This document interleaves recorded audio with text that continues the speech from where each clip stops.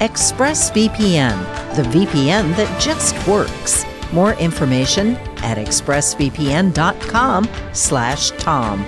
X-Chair, changing the world one seat at a time. More information at xchairtom.com. Bloomsy Box, simply better blooms. More info available at bloomsybox.com, code Tom. And Boll and Branch Sheets, crafted for the common good. More info at bollandbranch.com, code Tom.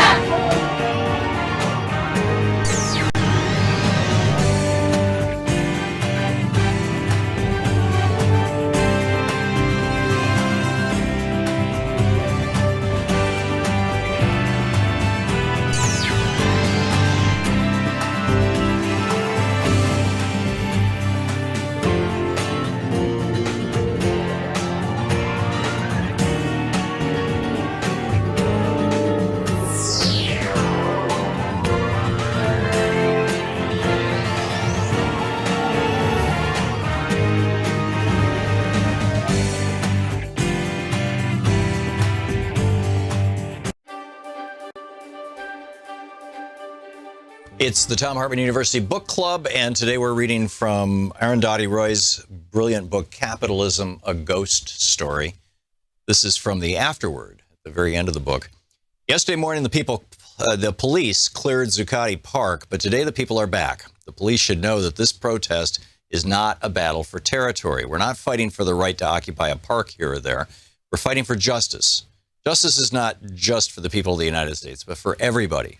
What you've achieved since September 17th, when the Occupy movement began in the United States, is to introduce a new imagination, a new political language into the heart of the empire. You've reintroduced the right to dream into a system that tried to turn everybody into zombies, mesmerized into equating mindless consumerism with happiness and fulfillment. As a writer, let me tell you, this is an immense achievement. I cannot thank you enough. We are talking about justice. Today, as we speak, the Army of the United States is waging a war of occupation in Iraq and Afghanistan. U.S. drones are killing civilians in Pakistan and beyond. Tens of thousands of U.S. troops and death squads are moving into Africa. If spending trillions of dollars of your money to administer occupations in Iraq and Afghanistan is not enough, a war against Iran is being talked up. Ever since the Great Depression, the manufacture of weapons and the export of war have been key ways in which the United States has stimulated its economy. Just recently, under President Obama, the United States made a $60 billion arms deal with Saudi Arabia.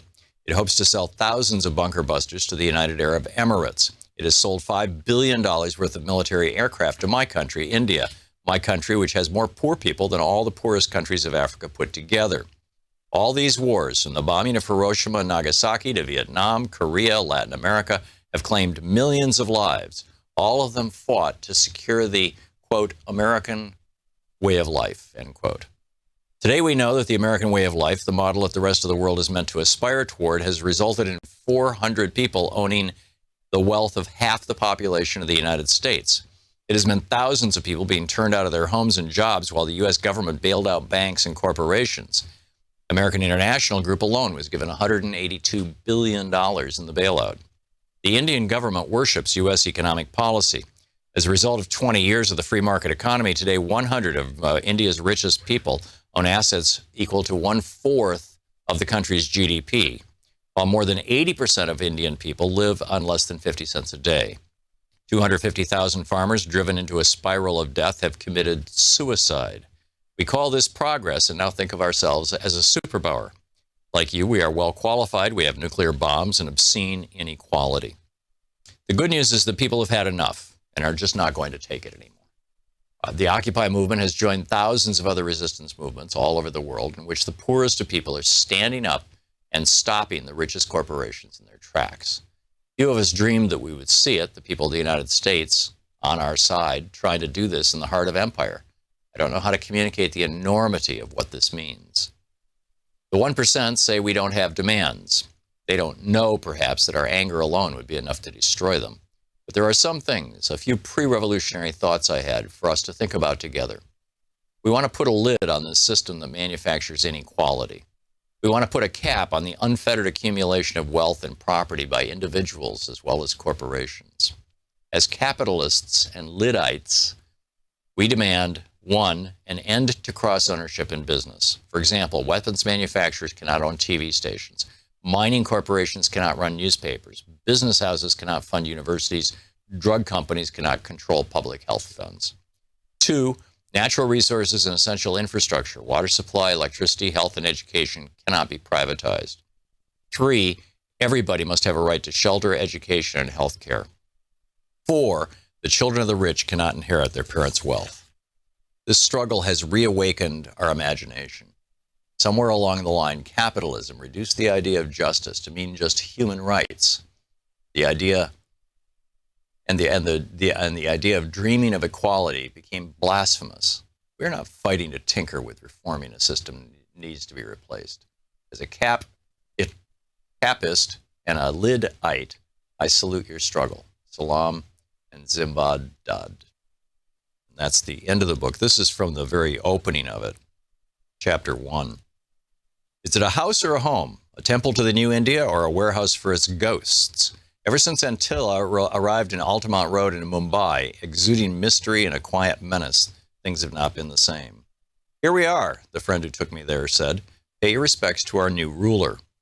Antilla belongs to India's richest man, Mukesh Ambani. I'd read about this most expensive dwelling ever built, the 27 floors, 3 helipads, 9 lifts, hanging gardens, ballrooms, weather rooms, gymnasiums, 6 floors of parking, and 600 servants. Nothing had prepared me for the vertical lawn, a soaring 27-story high wall of grass attached to a vast metal grid. The grass was dry in patches, bits have fallen off in neat rectangles, clearly trickle down hadn't worked. But gush up certainly has. That's why in a nation of 1.2 billion, India's 100 richest people own assets equivalent to 1/4 of the GDP. And then Arundhati Roy goes on from there talking about how India is kind of an example of capitalism run amok. Capitalism, a ghost story by Arundhati Roy.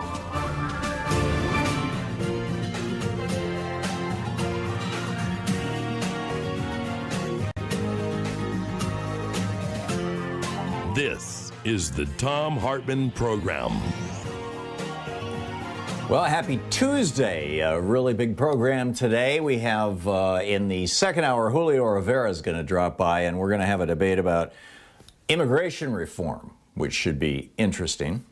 Also, at the end of the second hour, Debbie Hines, our political analyst, she's a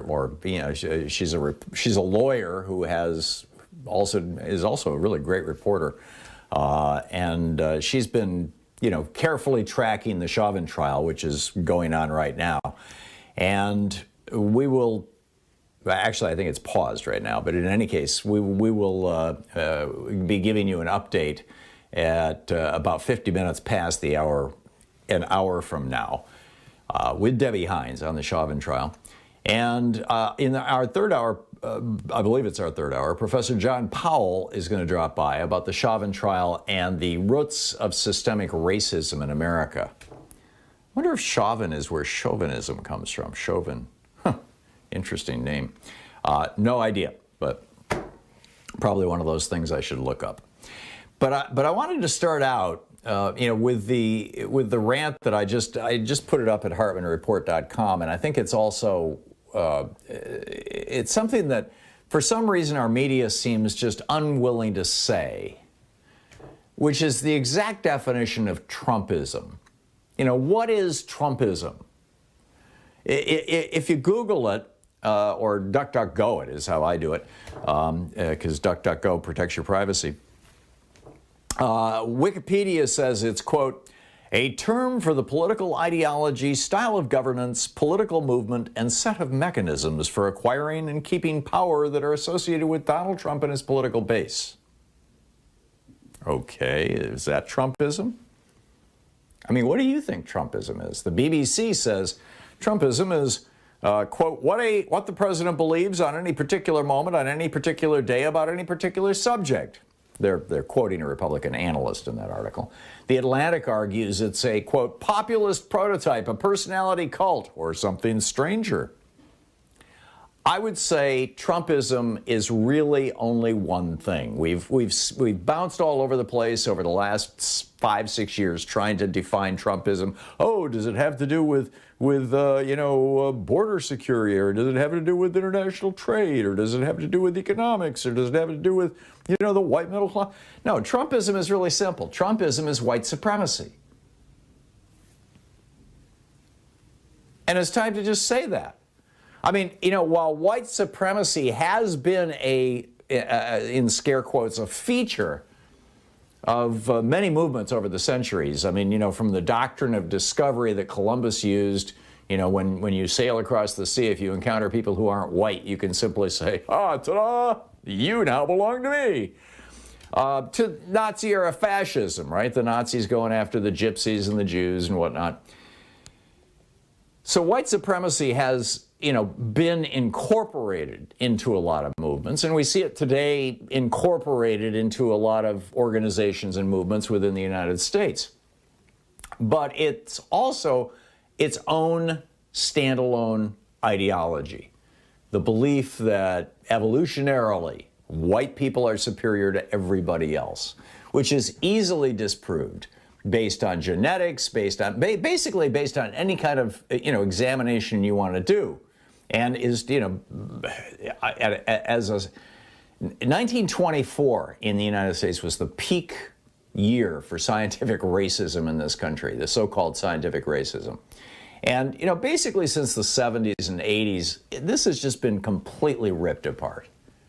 There is no science to support that. We're all just people here.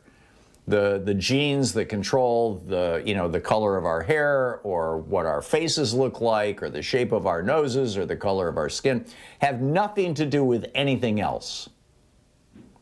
There are some conditions that we have brought from other parts of the world. Sickle cell anemia is probably the most visible, that you can associate with a particular race, or Tay-Sachs disease with people who are Jewish, or cystic fibrosis with people who are from the Caucasus, white people from that region of Eastern Europe.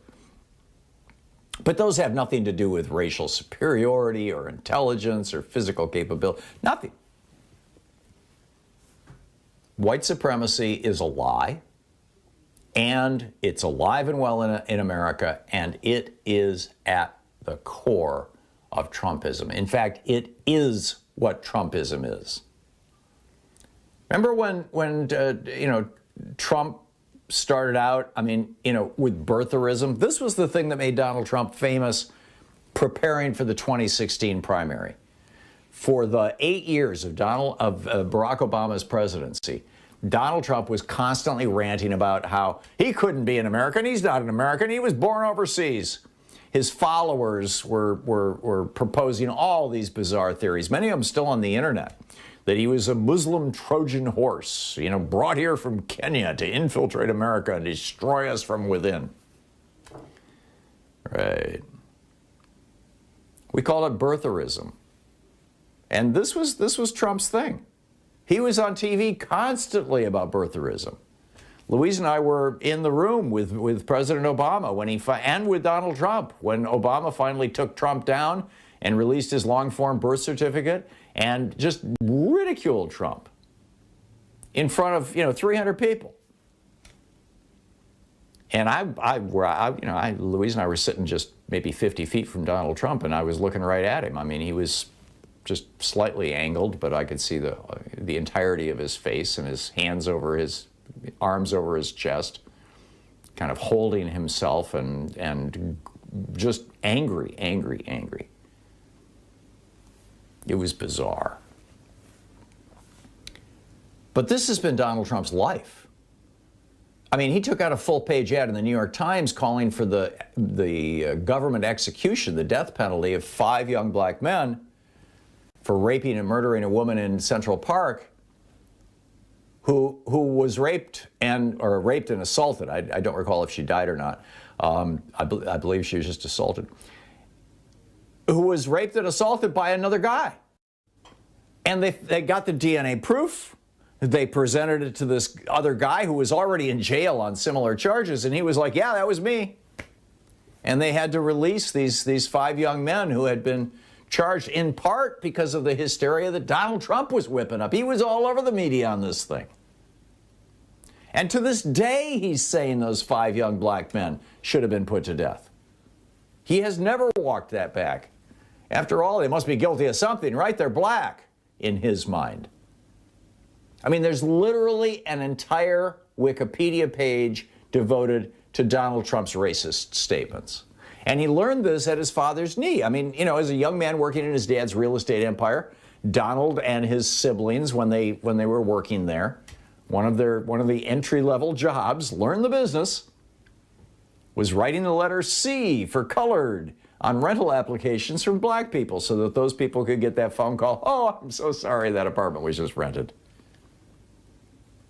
John O'Donnell, who used to be a senior executive in Trump's organization, wrote a book called Trumped. And he's quoted as saying, oh, it's in his book.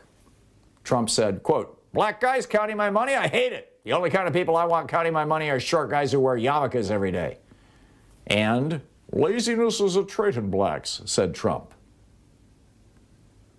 In '89, during this whole kerfuffle around affirmative action, and there was a Supreme Court case out of the University of Michigan and all this stuff, Trump said famously, a well-educated black has a tremendous advantage over a well-educated white in terms of the job market.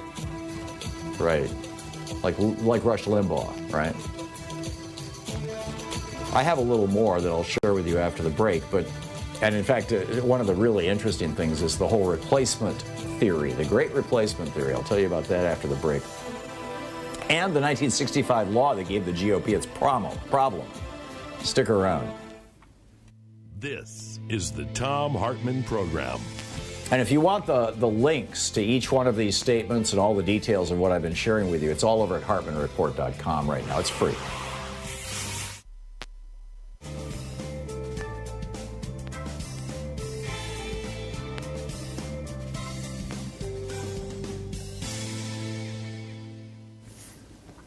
And welcome back. Glenn in Falls City, Washington. Hey, Glenn, what's on your mind today? Thanks for watching us, or thanks for listening on KBCS. Hey, so while I wholeheartedly agree with white supremacy being the basis of Trumpism, I feel like a little more comes to it with willful ignorance and involuntary ignorance, but the arrogance that comes with that, the inability to know that one is not as great as they think, that kind of leads to white supremacy just by default, but also so many people are just think they're the greatest because they don't have the analysis ability, thanks to, I'd say, thanks to Reagan and before, and defunding education and just defunding critical thought. Well, I think what you're describing is referred to in psychology as I recall, the Kruger-Dunning syndrome, or maybe it's Dunning-Kruger. It's one or the other, and it's the mistaken belief that one is more well-educated and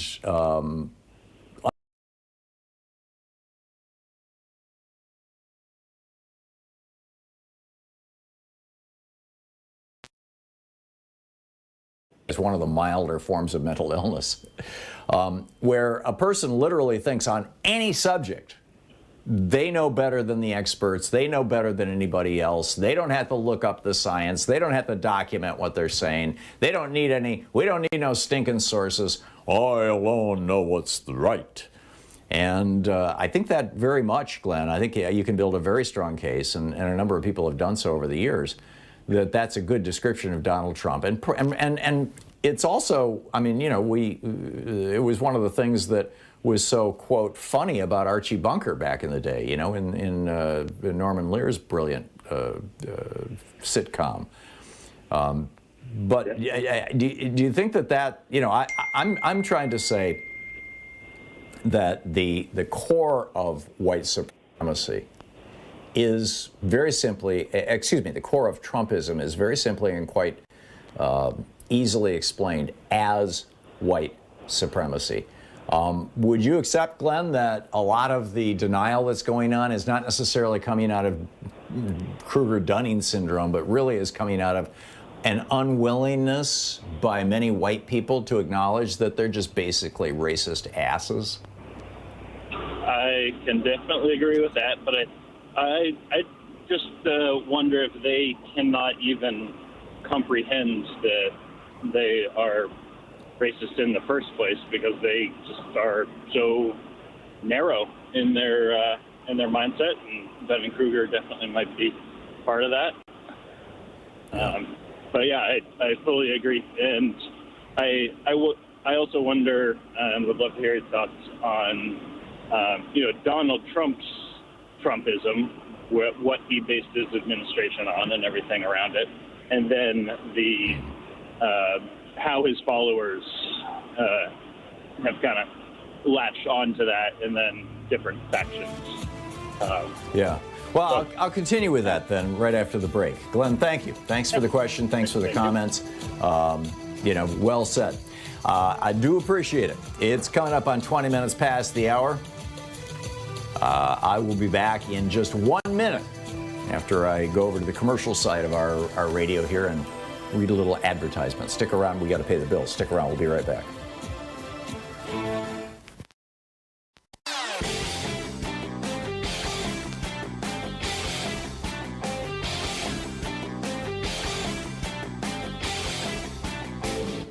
Our 1 hour free podcast recaps our show, and it's available wherever fine podcasts are found. And we have the full 3 hour podcast available over at thomhartmann.com if you want to really support our program. So David Perry over at medium.com put together a list of 38 reasons to investigate the Trump administration. Everything from the Russian influence over the 2016 election, to the Trump family's collusion with Russia, to Ivanka Trump's trademarks, to federal spending at Trump properties, to the civilians killed by Trump's drone strikes, to the Trump administration's role in turning the United States into the global epicenter for the COVID-19 pandemic. Yes, we are. Yes, it's grim.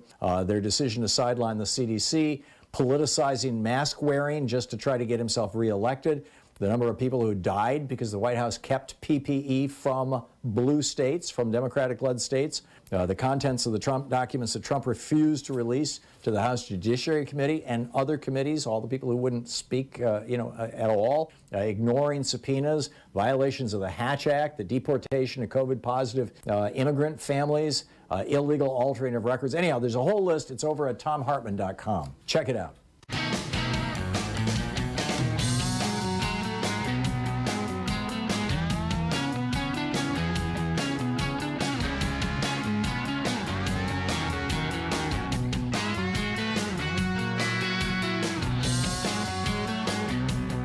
Okay, back to my rant.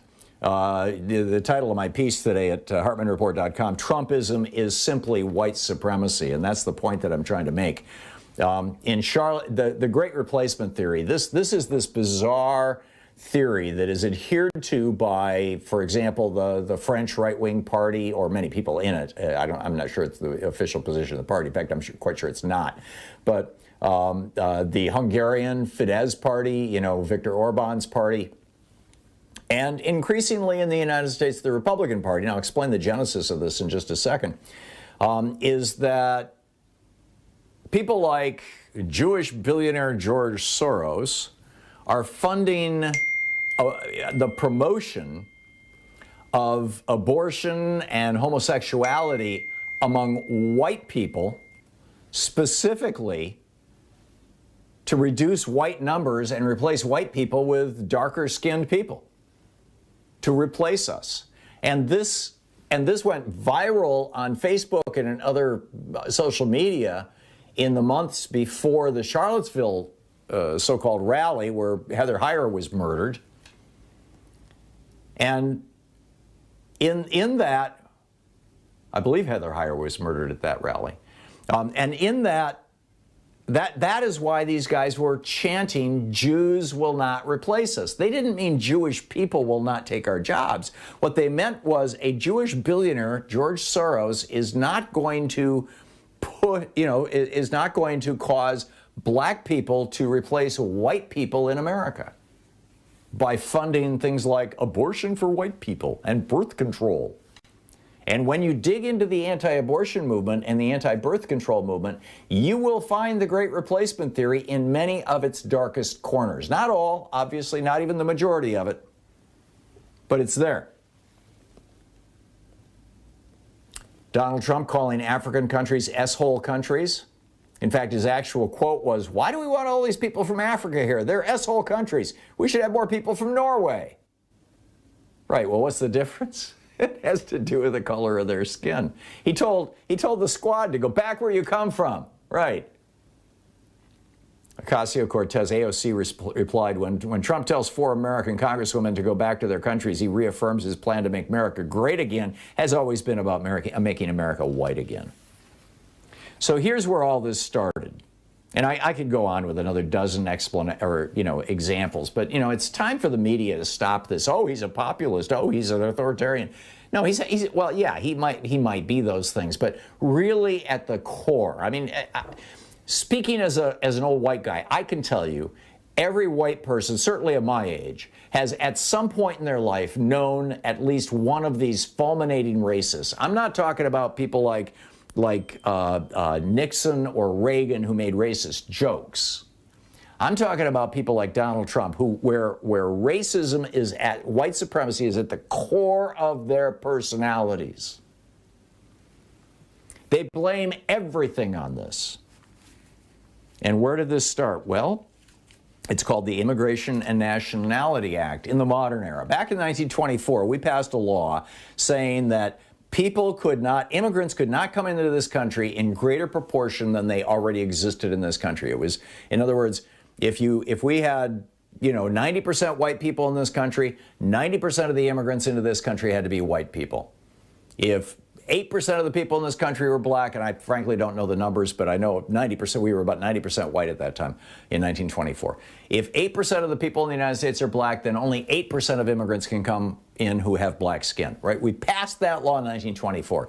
LBJ overturned it in 1965 with the Immigration and Nationality Act. And he said, and I quote, he said at the time that, this is not a revolutionary bill. He said, this bill that we signed today, this is LBJ, is not a revolutionary bill. Well, in fact, it turned out it was.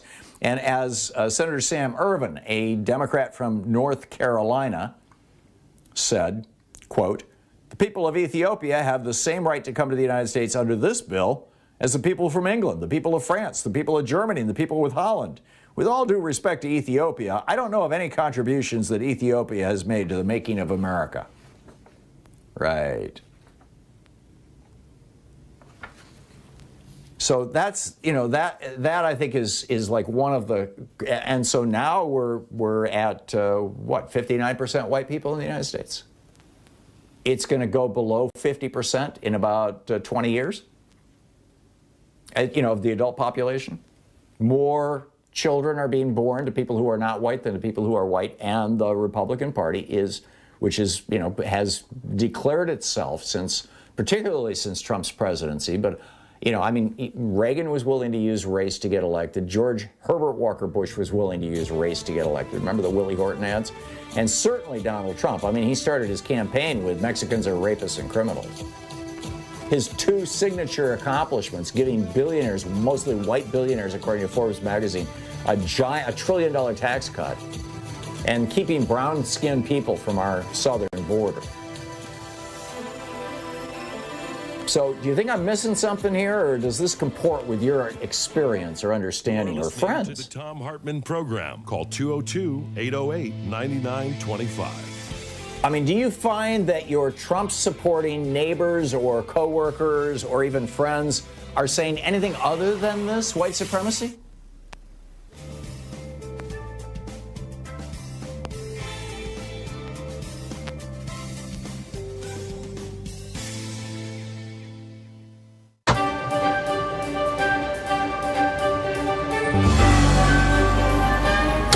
Our book today is Jailbreak Out of History by Butch Lee. This is from the first chapter, Jailbreak Out of History, Harriet. Focus on Amazons, about why we deal with real women as myths, girls who never really existed. Yet and again, all are around us, and that we can't bring ourselves to see. Because seeing through white men's eyes is about non-vision of ourselves. So let's deal with a real Amazon. Think about Harriet Tubman. Take 6 months. In fact, take a year and think. Break it on down. What does it mean to be the most famous new African woman in U.S. history? What does it mean to be stuck in that lie? What's the meaning of being famous while being hidden and disfigured and dissed? Let's jailbreak Harriet Tubman out of white history and place her in Amazon and New African, her story, her people's story. Harriet Tubman's life is a live weapon placed in our minds, showing us what it means to be an Amazon, which is why the capitalist patriarchy has forbidden us to touch on it for so long. In this, maybe for the first time, we can see Amazons as a future force in a clash of peoples and nations, not as myths, but as players in the whole difficult course of world politics. We can also appreciate the bittersweet tang of reality as the peeling away of layers of propaganda and disfigurement which have hidden Harriet from us exposes how much we assume and how little we have known. New African women have already pointed out the significant pattern of Harriet's exclusion. Cultural critic Bell Hooks said recently, if we could recover Ida B. Wells and Harriet Tubman to the extent that we've recovered, say, Zora Neale Hurston, I think that's an important contrast because people want to bury that revolutionary black female history. Historian Deborah Gray White connects Harriet's treatment to a larger pattern in the mainstream history of slavery, in which black women, quote, were reduced to insignificance and largely ignored, end quote.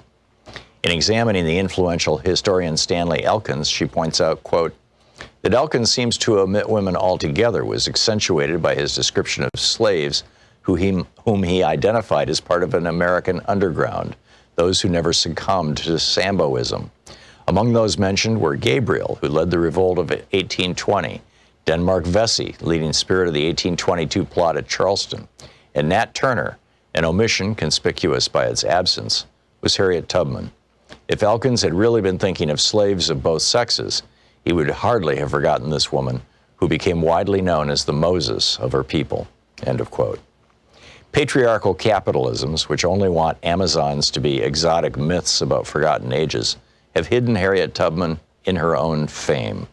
They both trivialize and exceptionalize her. These are tools of oppressor culture. The stripped down and censored version of her life is told in elementary schools all over the U.S. empire. So much so that everyone thinks they know her story already, although they don't. Harriet Tubman was born in slavery in Maryland around 1820. She escaped to the North when she was 29, but kept returning secretly to the South again and again to help other slaves escape.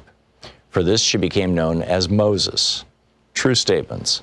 But by limiting her, it becomes clever propaganda against her and against her people.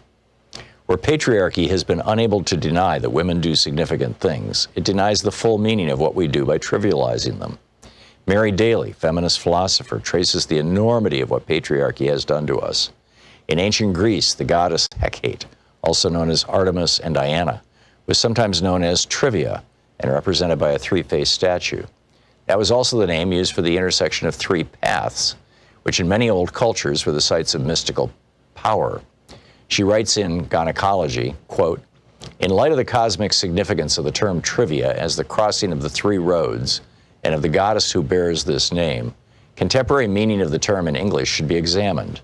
The English term, which according to Merriam-Webster is derived from the Latin trivium or crossroads, is defined as common, ordinary, commonplace, of little worth or importance, insignificant, flimsy, minor, or slight.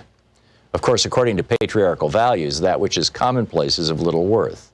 For in a competitive hierarchical society, scarcity is intrinsic to worth.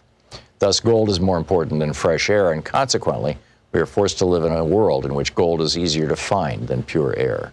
End quote. So to trivialize Harriet Tubman, the capitalist patriarchy pictures her as an idealized woman by their definition, who makes a life of helping others. Thus, her deeds are squeezed into women's assigned maternal role as nurturer, helper, and rescuer of men, who then go on to do important things. But Harriet wasn't repping Mother Teresa. She wasn't even any kind of civilian at all. She was a combatant, a guerrilla, a warrior carrying pistol and rifle, fighting in her people's long war for freedom, a war that rocked the foundations of American society, and that has never gone away. Think about what it means to be called Moses, which was the code name other new Africans gave her, and which became Harriet's famous warrior name in the anti-slavery underground. When we check out the Bible, we can see that Moses was a ruthless visionary, someone who forced the boldest changes and risks upon his people so that they could survive, who led them out of captivity. To put it simply, Moses was a leader in a time of war. So too was Harriet Tubman. The book Jailbreak Out of History by Butch Lee.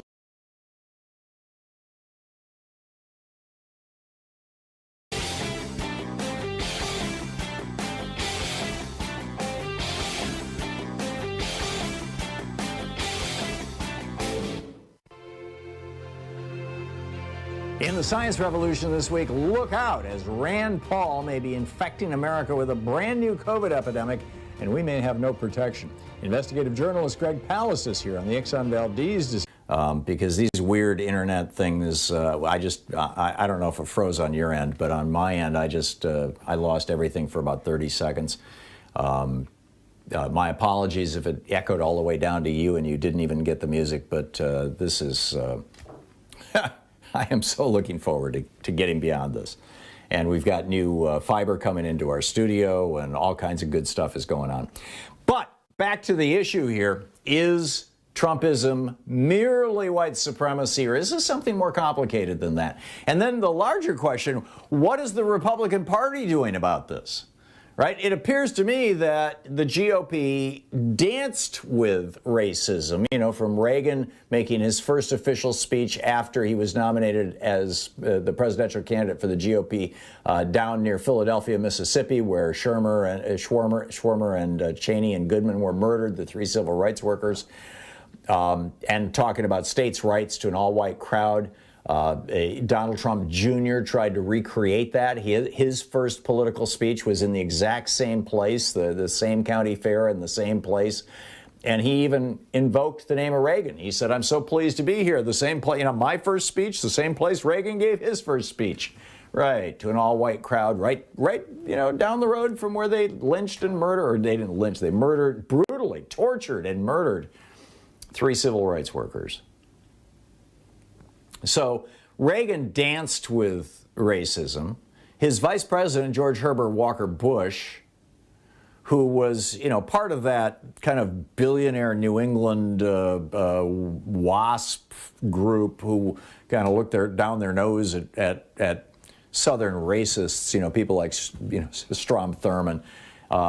He wouldn't have come right out and said he was a racist. In fact, I doubt he ever even used the N-word. He was so refined. But he was more than willing to run the Willie Horton ad and take down Michael Dukakis for having let a black guy out of prison, a program that was started by the Republican governor before Michael Dukakis.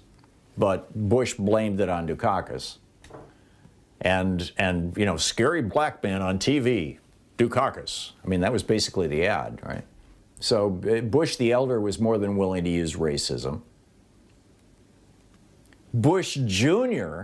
decided, instead of using racism in 2004, and you can look this up. I actually had forgotten it until I was Googling, I was doing research for this op-ed for HartmannReport.com.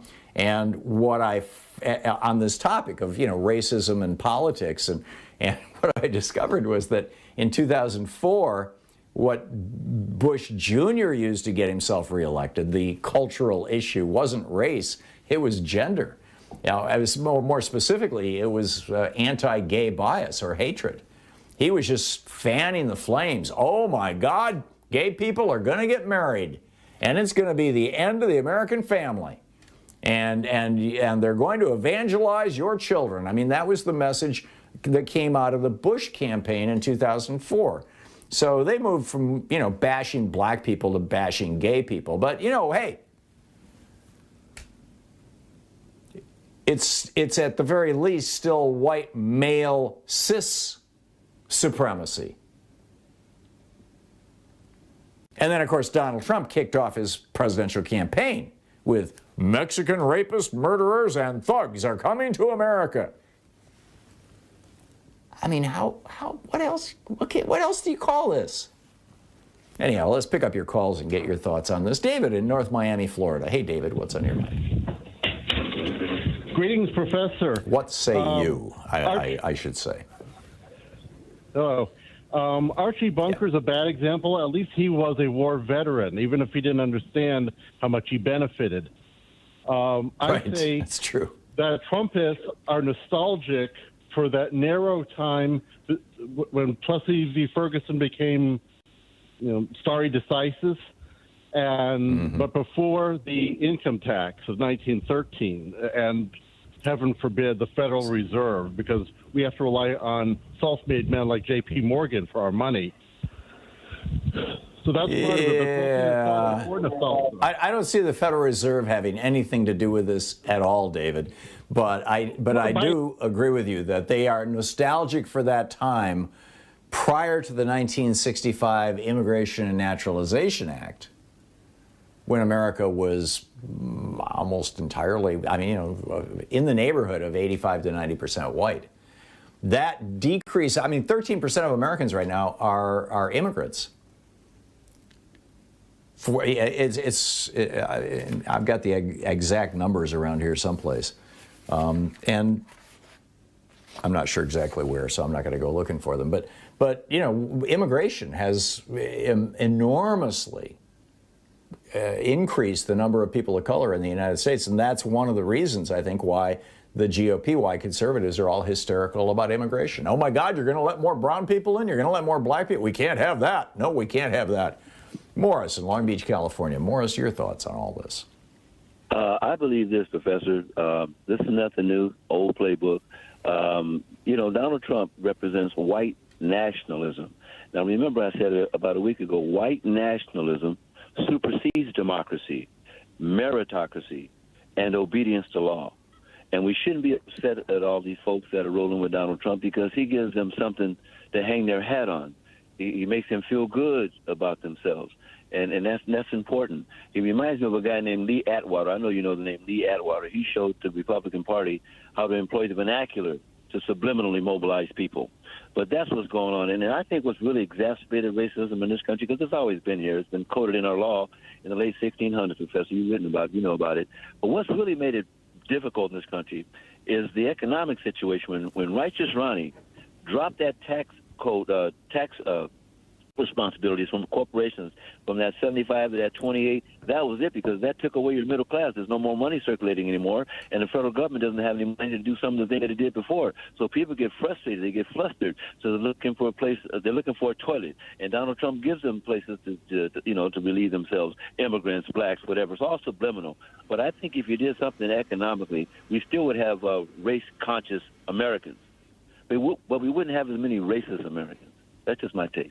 Yeah, I think you're right, Morris. And well, Morris just hung up.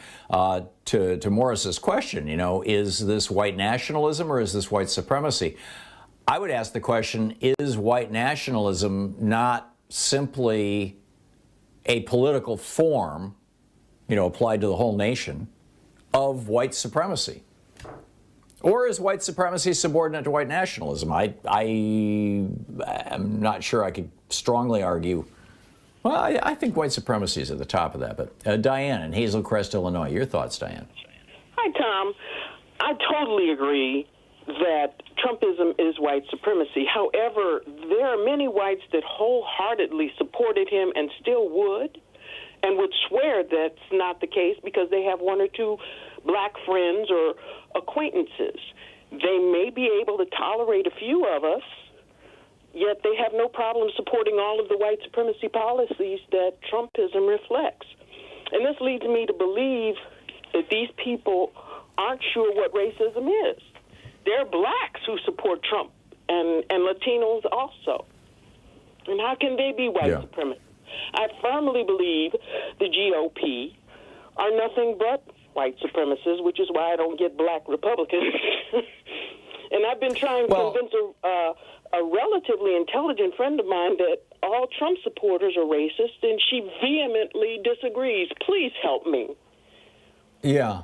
I'm wondering if if you define white supremacy as the belief that white people are genetically superior, and then the corollary to that you just keep it to that very simple definition, and then all these corollaries that therefore white people should run the world, therefore America, if it's to be a great country, has to have a majority of white people, therefore white people should have all positions of power, therefore they should run government and they should run, et cetera, Brian Kemp and everybody else. If you define it that way, you don't have to be white to believe that. Okay. Do you think that that's possible? That the black people who are Trump supporters are infected with that belief that at some level they actually believe that white people are superior? I just think they're stupid, but. Okay, I'm with you, Diane. I'm trying to over-intellectualize this thing, and you just boil it right down. Diane, thank you so much. I got to run, but thank you for the call. It's great to hear from you. I do appreciate it. It's 45 minutes past the hour. We'll be back with more of your thoughts on this. And like I said, at the top of the next hour, Julio Rivera is going to be with us to discuss immigration reform. Listening to Thom Hartmann. Visit ThomHartmann.com for audio and video archives. And we'll see what he thinks about all that, too. Stick around, 45 minutes past the hour.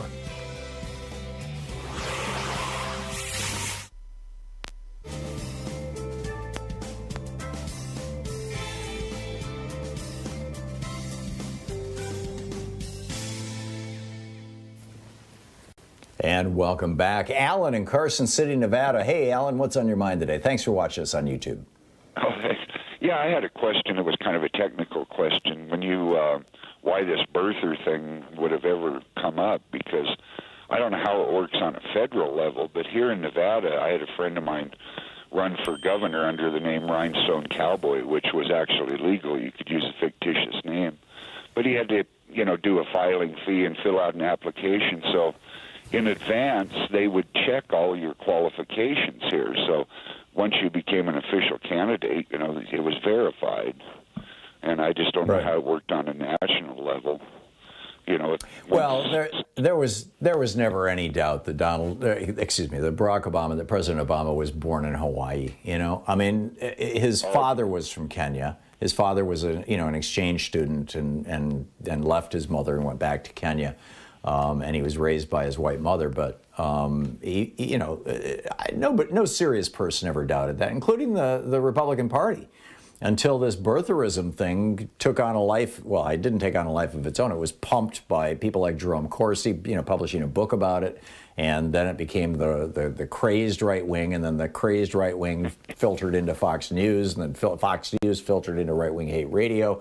And then it became a thing that Republicans started, oh, well, really, where is his birth certificate? And it was really all just a way of saying, he's different. Have you noticed that? There's something different about this man in the White House. Every other president looks different than this guy. What's going on? There must be something weird going on here.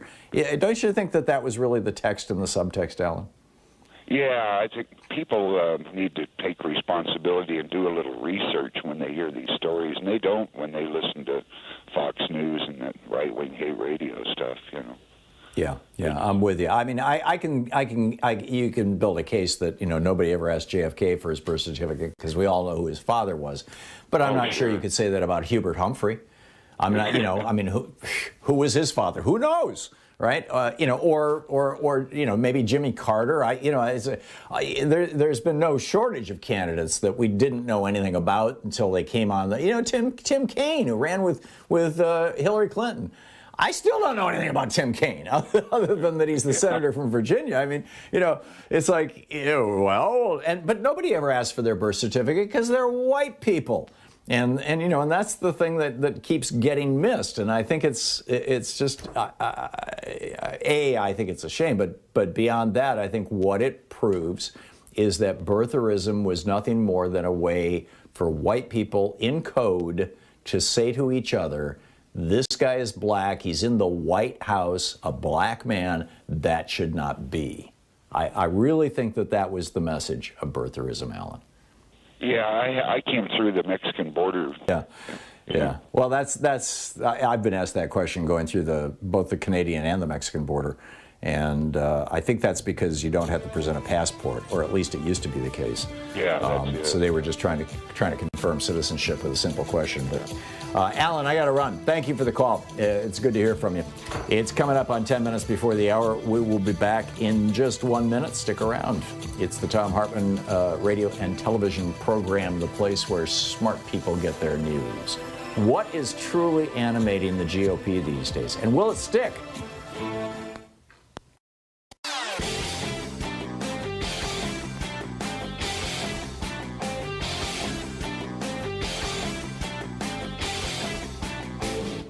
Missed my opening rant today? It's usually published over at HartmannReport.com, where you can read it and share it with your friends for free. Check it out, HartmannReport.com.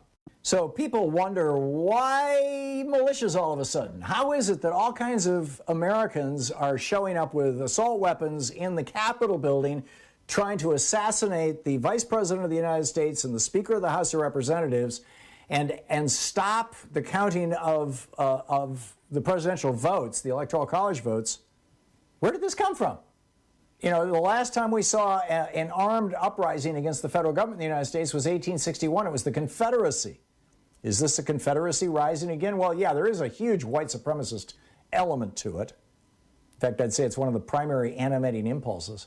But what really got these things going, these militias going, was the Heller decision written by the opinion written by Antonin Scalia and published on June 26, 2008. And it has crazy language in it, basically begging for militias. I share it with you in a special video over at ThomHartmann.com. Check it out.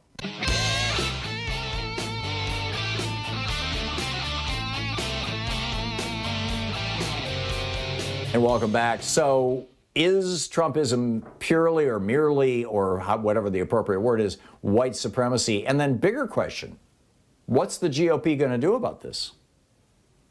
Are they just going to fully embrace white supremacy? It sure seems like it.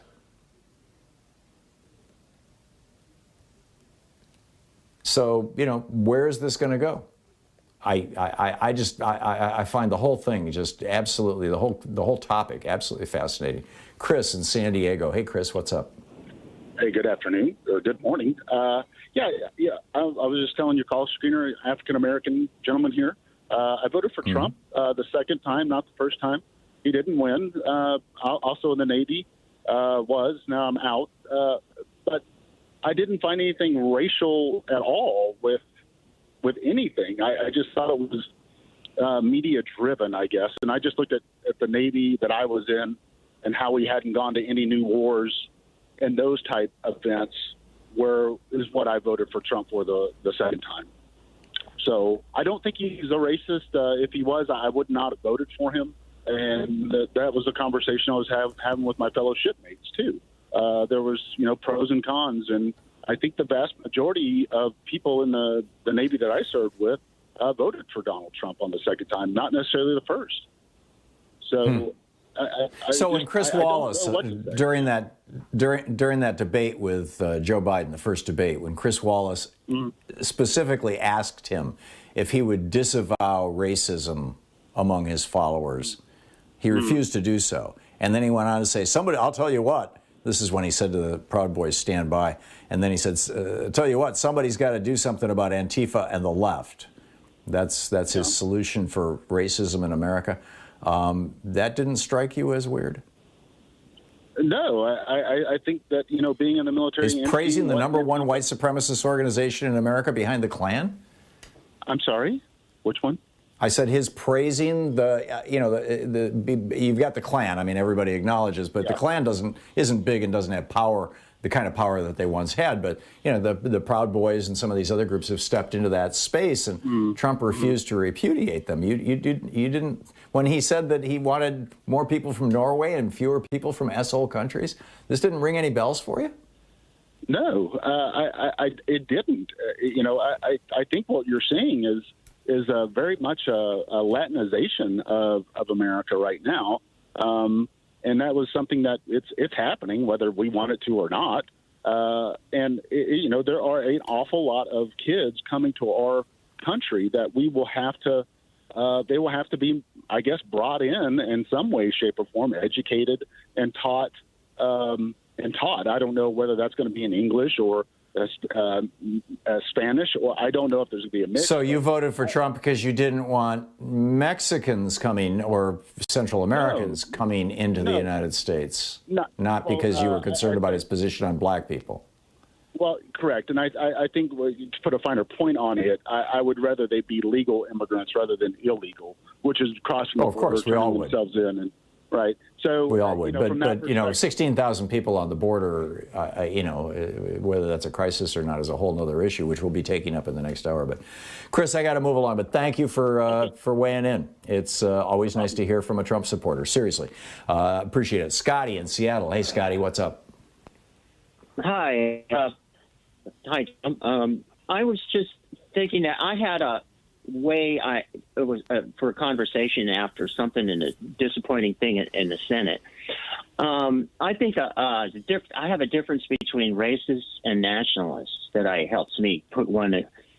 See, a white racist has racism and has a white supremacist has racism in their hearts. But a white nationalist is just an unemployed politician. Well, so I think you're onto something, Scotty. Let me fine-tune it a little and see if you disagree with me. The United States is literally the first country in the history of the world that was founded with at least the idea. The reality, we can argue, is a whole different thing, but at least with the idea that this is not a country founded on genetics. If you're Swedish because, by and large, I'm not talking about being literally a Swedish citizen. I'm talking about calling yourself a Swede because your ancestors have been there for thousands of years. If you're Norwegian, if you're German, if you're, pretty much every other country in the world defines themselves, at least in some dimension, genetically. The ideal of the United States, e pluribus unum, out of many one, is that we are a great melting pot. That and we went through this even among white people. The wars between Italians and Irish people. In the 1880s and 1890s, Leo DiCaprio made a movie out of it. The gangs in New York. So I would say that if you are saying that you're a white nationalist in Sweden, that is a completely different thing than being a white nationalist in the United States. Am I making sense? You've just explained, my point for me better than I could. Okay. All right. Scotty, thank you very much. Thanks for the call. Up next, Julio Rivera is going to drop by, and we will get to the immigration issue that the caller before last was raising, and it should be very interesting. Stick around. It's the Thom Hartmann Program, fair and only very slightly unbalanced. We'll be right back.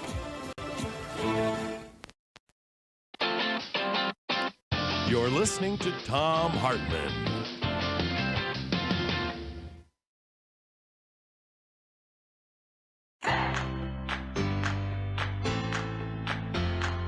These companies support the Thom Hartmann Program. They are CB Distillery, CBD for sleeping. More info at cbdistillery.com, code TOM. The Clean Phone Pro phone sanitizer and charger. More info at thenewdealshop.com.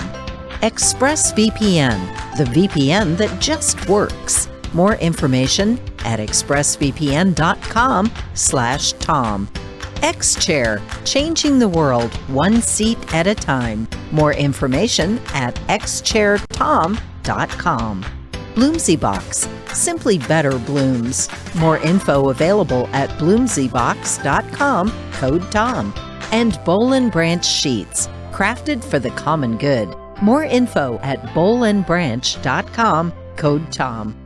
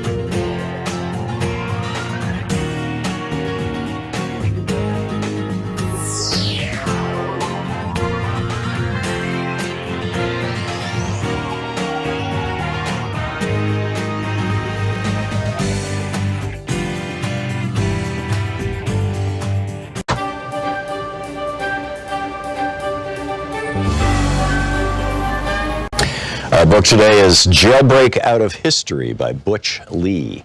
This is from the first chapter, Jailbreak Out of History, Harriet. Focus on Amazons, about why we deal with real women as myths, girls who never really existed.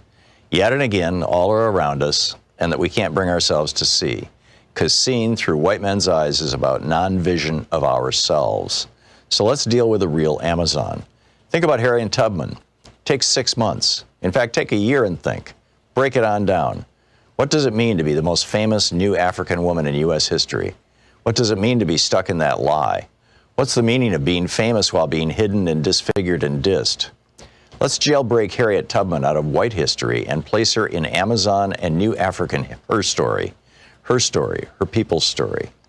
Harriet Tubman's life is a live weapon placed in our minds, showing us what it means to be an Amazon, which is why the capitalist patriarchy has forbidden us to touch on it for so long.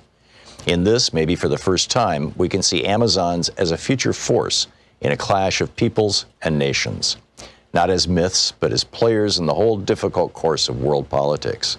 We can also appreciate the bittersweet tang of reality as the peeling away of layers of propaganda and disfigurement which have hidden Harriet from us exposes how much we assume and how little we have known. New African women have already pointed out the significant pattern of Harriet's exclusion. Cultural critic Bell Hooks said recently, if we could recover Ida B. Wells and Harriet Tubman to the extent that we've recovered, say, Zora Neale Hurston, I think that's an important contrast because people want to bury that revolutionary black female history. Historian Deborah Gray White connects Harriet's treatment to a larger pattern in the mainstream history of slavery, in which black women, quote, were reduced to insignificance and largely ignored, end quote.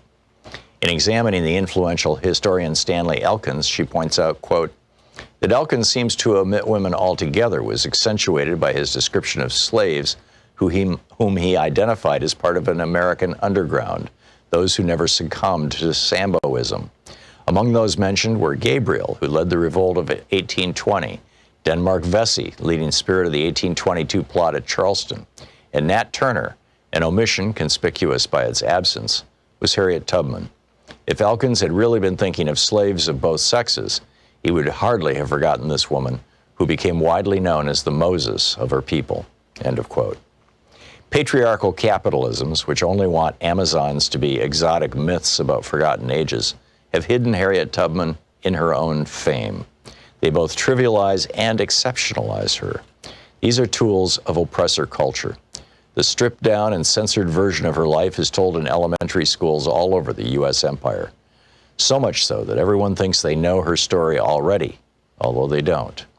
Harriet Tubman was born in slavery in Maryland around 1820. She escaped to the North when she was 29, but kept returning secretly to the South again and again to help other slaves escape. For this, she became known as Moses. True statements. But by limiting her, it becomes clever propaganda against her and against her people. Where patriarchy has been unable to deny that women do significant things, it denies the full meaning of what we do by trivializing them. Mary Daly, feminist philosopher, traces the enormity of what patriarchy has done to us. In ancient Greece, the goddess Hecate, also known as Artemis and Diana, was sometimes known as Trivia and represented by a three-faced statue. That was also the name used for the intersection of three paths, which in many old cultures were the sites of mystical power. She writes in Gynecology, quote, in light of the cosmic significance of the term trivia as the crossing of the three roads and of the goddess who bears this name, contemporary meaning of the term in English should be examined. The English term, which according to Merriam-Webster is derived from the Latin trivium or crossroads, is defined as common, ordinary, commonplace, of little worth or importance, insignificant, flimsy, minor, or slight. Of course, according to patriarchal values, that which is commonplace is of little worth. For in a competitive hierarchical society, scarcity is intrinsic to worth. Thus, gold is more important than fresh air, and consequently, we are forced to live in a world in which gold is easier to find than pure air. End quote. So to trivialize Harriet Tubman, the capitalist patriarchy pictures her as an idealized woman by their definition, who makes a life of helping others. Thus, her deeds are squeezed into women's assigned maternal role as nurturer, helper, and rescuer of men who then go on to do important things. Yeah? But Harriet wasn't repping Mother Teresa. I can't hear anything now. She wasn't even any kind of civilian at all. I can hear she was you a now. combatant, a guerrilla, a warrior carrying pistol and rifle, fighting in her people's long war for Okay, yeah, freedom. what he was saying was that Rocked the you're doing foundations one of your African settings society. is off, that you're looping it back. American society, and that has never gone away. No, I understand. I understand. Think about but what just it saying means in to the be future, called Moses, which was the code probably- name other new Africans gave her, and which became Harriet's famous warrior What was that? in the anti-slavery underground. Oh yeah, remove When my we check out headphones. the Bible, we can see that Moses was a ruthless visionary, someone who forced the boldest changes and risks upon his people so that they could survive, who led them out of captivity. To put it simply, Moses was a leader in a time of war. So too was Harriet Tubman.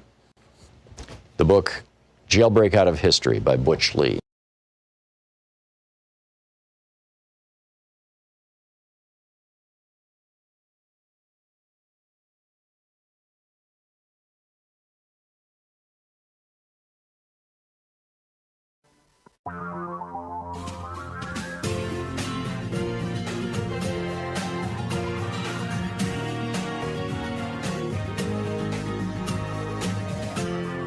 This is the Thom Hartmann Program. Welcome back. Thom Hartmann here with you. So back in 1965, white people represented 85%, non-Hispanic whites represented 85% of the American population. 50 years later, that proportion is 62% and falling. And this is largely attributed to the Hart-Celler Act of 1965 that reversed a 1924 immigration law that said that if the United States was 85% white, then 85% of all immigrants must be white. And the same for every other racial category. In other words, freezing America's racial divisions exactly where they were. That got reversed in 1965 by Lyndon Johnson, and Republicans and Democrats in Congress, and it has had some consequence. So it seems, in my opinion, this is what's animating all this hysteria around immigration. But let's check in with Julio Rivera, the editorial director of Reactionary Times, contributor to Newsmax, The American Thinker, and townhall.com. ReactionaryTimes.com is the website, and his Twitter handle is, it's Julio. And hey, Julio, I'm hearing an echo of myself coming back through your audio. The Julio? best way to handle it. Is this better? Is that better? Go for it. Okay. Can you hear me now? I can. So why do Republicans support Trump and his cronies' white supremacist opposition to immigration reform? Oh, my God. Again, with the white supremacy and with the whole race thing. Listen, first off, your point when you were bringing up, you have to dip all the way back to legislation from 1924 and 1965 and all of this conspiratorial sort of way that you're trying to frame this argument. Listen, we have a serious problem. You want to talk about a serious issue? Let's talk about what's going on at the border right now. This is what happens when an irresponsible, probably senile president goes ahead and puts out the messaging that America is going to legalize 11 million illegal residents, basically rewarding people for their criminality. What they've done is that they've caused a boom. Julio, it's not Biden who ever said that. Market. It's the Republicans. Children. You've got Republicans. When Biden was elected, you had Republicans yelling, "He's going to open the border." When Biden became president, they were yelling, "He's going to open the border." But he wants to. But the fact is, this surge, if you want to call it that, started in November. No, listen, that little girl that died trying to cross the Rio Grande, that's directly attributable to the rhetoric coming from the left. Coming out of the right wing. Open. We're going to open our arms up again to people. Yeah, Joe Biden never said that. There has been literally no change. It is a policy agenda for them to try to legalize 11 million people. Don't tell me that that's not true. That was the policy position of Ronald Reagan. He invited 5 million people to become U.S. citizens, 2.7 million. Amnesty from 40 years ago. Listen, it was wrong then, and it's wrong now. Julio, Joe Biden never said he's going to do amnesty. He has not changed any policy with regard to... He has said that he would like to let me finish my legalization and a pathway to citizenship to 11 million illegal residents. He has said it. Don't pretend like he hasn't, Tom. We do need comprehensive immigration reform. I hope we can agree on this. Here's a presidential proposal, right? And I'll just read from it. To secure our border, we must create a temporary worker program. As we tighten controls of the border, we must also address the needs of America's growing economy. Many American businesses depend on willing foreign workers to do jobs Americans are not doing. We must provide a lawful channel for employment that will benefit them. It'll take the pressure off the border and free our hardworking Border Patrol to focus on terrorists. We must bring undocumented workers already in the country out of the shadows. Comprehensive immigration reform must account for the millions of immigrants already in the country. People who have worked hard, supported their families, avoided crime, led responsible lives, should become part of American life and should be called in out of the shadows and under the rule of American law. This is from a proposal that was put forward by George W. Bush. This is the Republican position. What's your problem with this? No, it's not the Republican position. That's the establishment position. The position of President Donald Trump was to seal the border, to dissuade people from coming into our country. When we have, look at coming off of this pandemic, what you tell me what the unemployment numbers, how many extra millions of unemployed Americans that we have, and we want to give away jobs to people coming into our country illegally. We're going to reward lawbreakers by giving them jobs that Americans should be working. What part of that makes sense, Tom? Julio, there is no... Joe Biden has not changed our policy. He has not opened the border. It has been right-wing hate radio, Fox News, and people on the right like yourself who have been amplifying this message that Joe Biden was going to invite immigrants, and all of a sudden, people south of the border are thinking, oh, gee, Joe Biden is going to invite immigrants. In fact, they have documented. Border wall construction, Tom. What kind of message does that send to the world? I mean, half of that border wall was in places where there was nobody even trying to cross.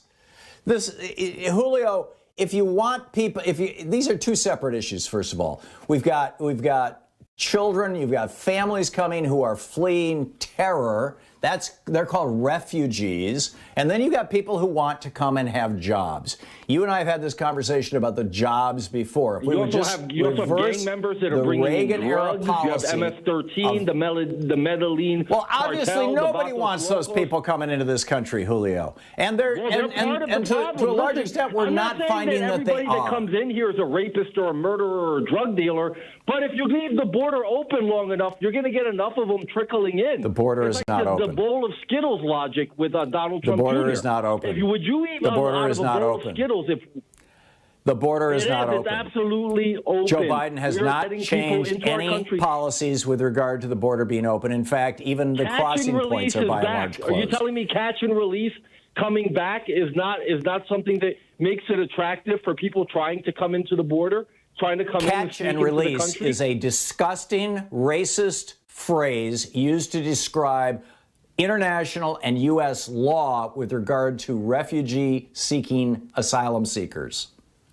Listen, it's disgusting that you would even use that phrase. Seekers. If you got if somebody comes to the United States, border, they're not all asylum seekers. That's not true. They're coming to America because it's better than their country, but they're not under the immediate threat of being murdered or being persecuted or being oppressed if they don't come to America right away. There are some people that do have political pressure on them for whatever activities they've taken part in within their country, but that is more the exception and not the rule, Tom, and you know that.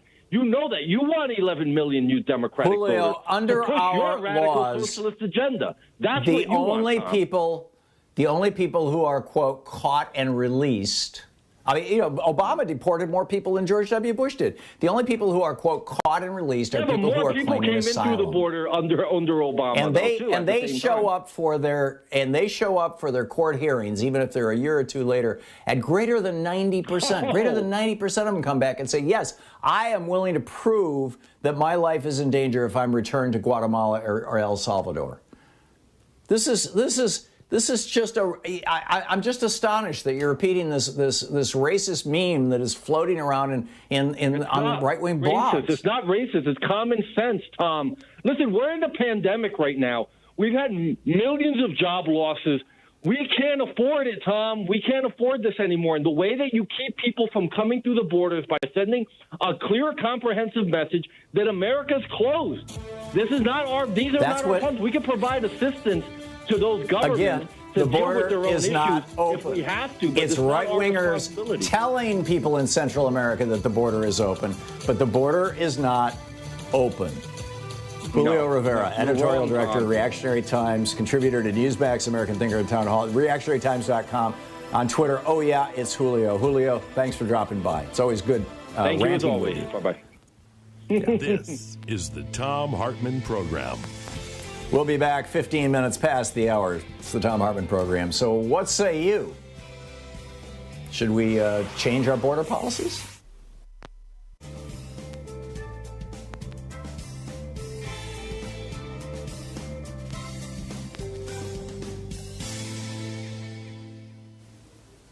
And welcome back.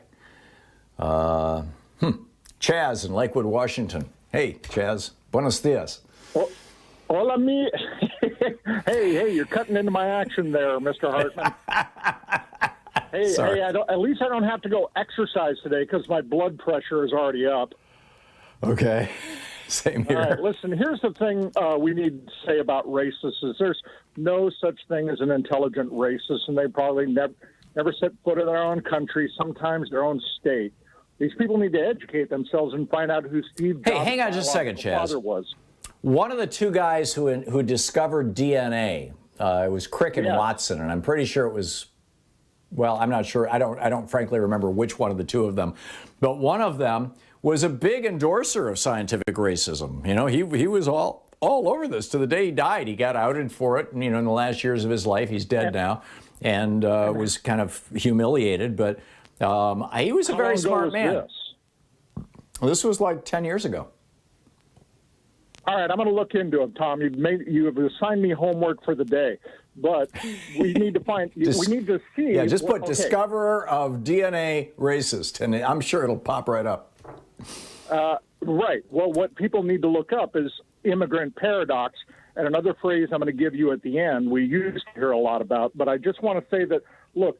A third of all U.S. Nobel Prizes in the sciences have been earned by immigrants. We're talking like 95 out of 300. Yeah. Heck, over half of American billion-dollar startups are created by immigrants.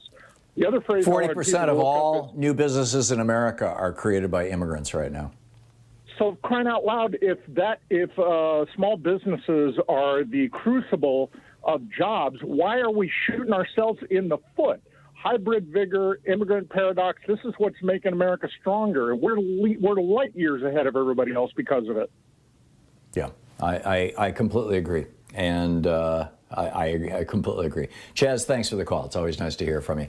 You know, buenos noches or whatever. Ed ciao. Ed in Des Moines, Iowa. Hey, Ed, what's up? Hi, Tom. He kind of stole my thunder. I was going to mention blood pressure, but I'll just say that I think my ears are bleeding. I wanted to say 4 things very quickly. Number 1, a thank you. And to people out there that have not read Call Me Ishmael, please do. Number 2, I would love, this is a wish, I would love if you could get Greta Thunberg on your program for an entire hour. We have invited her several times. Have you? Okay.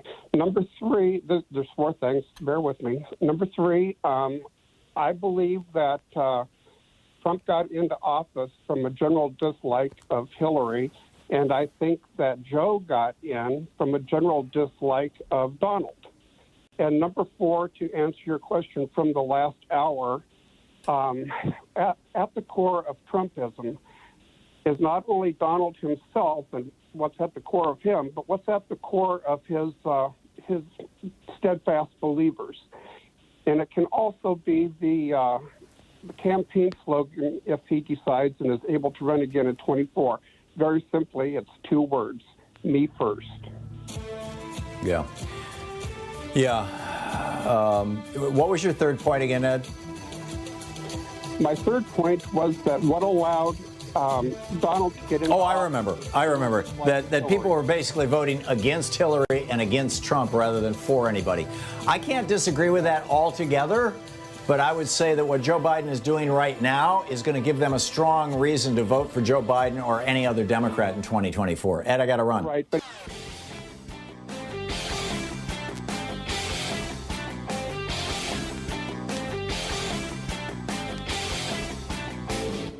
Missed my opening rant today? It's usually published over at HartmannReport.com, where you can read it and share it with your friends for free. Check it out, HartmannReport.com.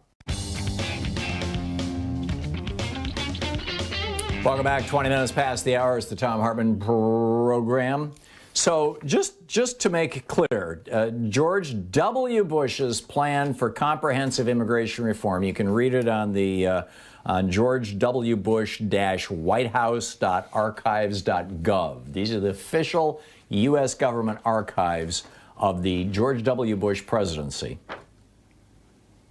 The president supports a rational middle ground between a program of mass deportation and a program of automatic amnesty.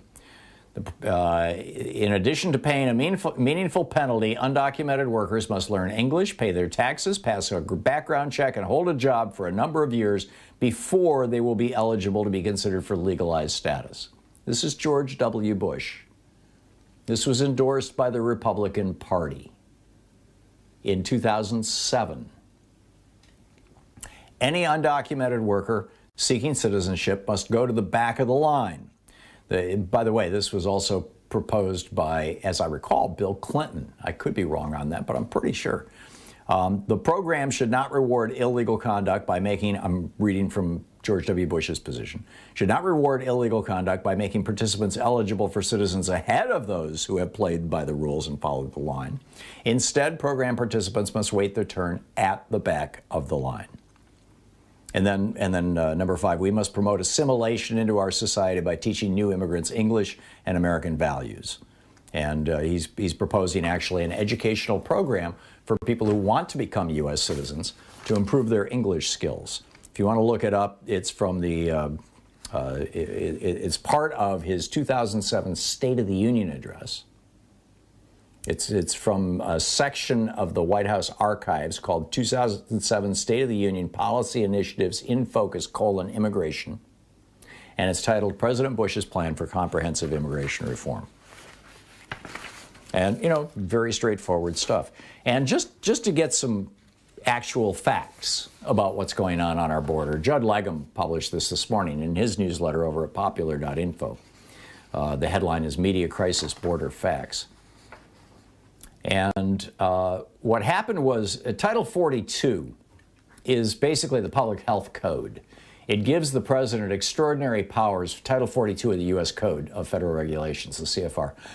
Title 42 allows the executive branch, the president, during a health emergency to block, or actually even during, I'm not sure it has to be declared as a health emergency, but to take measures, extraordinary measures, like, detaining people, locking people up, putting them in holding facilities when they represent a public health threat.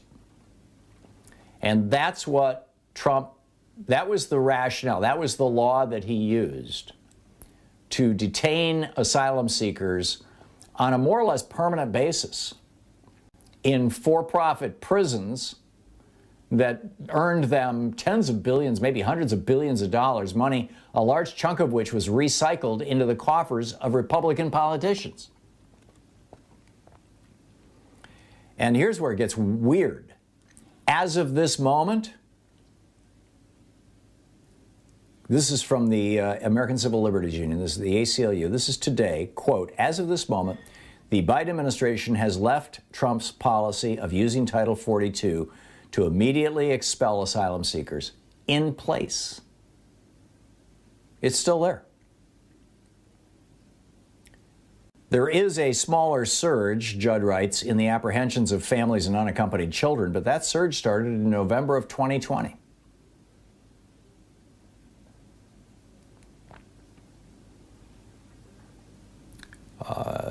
Biden, there was a court ruling by a federal judge that, holding these people under the under Title 42 was a violation of another law called the Trafficking Victims Protection Reauthorization Act, which says that if somebody says that they're a victim of human trafficking, we have to take them in, we have to take care of them, we have to protect them, and we have to hear their case. And then we can kick them out if we think that they're lying. And Judd notes, after that order was lifted this year, Biden did not resume using Title 42 to expel unaccompanied children. But there was no change in policy.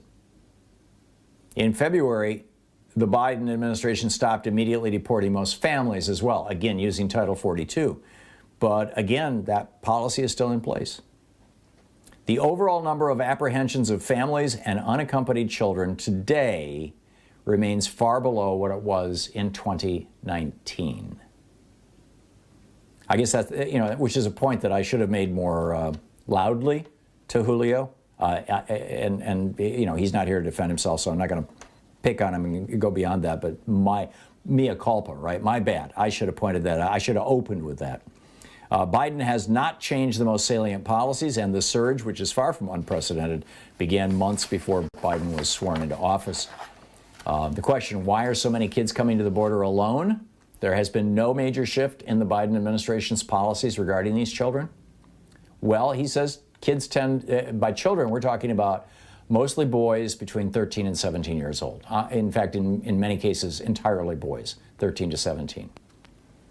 And he notes that they tend to migrate in waves, which just makes sense. There's safety in numbers. You're traveling through territory that is controlled by gangs and killers and pirates and, all kinds of stuff. And the Congressional Research Service, this is the official arm of Congress that investigates pretty much anything Congress asks it to, said that misconceptions about United States policy may influence children as much as the policies themselves. In other words, right-wingers running around yelling, Joe Biden opened the border, oh my God, he opened the border, oh my God. That lie, that what the CRS refers to as a misconception, is not just staying in America, where it's being said on right-wing hate radio constantly. It's being echoed in Central and South America. And the question is, why are we so unprepared to deal with them? Well, because Trump gutted our capability of dealing with immigrants. We'll pick up your thoughts on this, and another 20 minutes or so, we'll have Debbie Hines with a report. Hang on. The Thom Hartmann Program. Call 202-808-9925. We'll have Debbie Hines bring us up to date on what's going on in the trial of Derek Chauvin, the man who murdered, in my opinion, George Floyd. We'll be right back.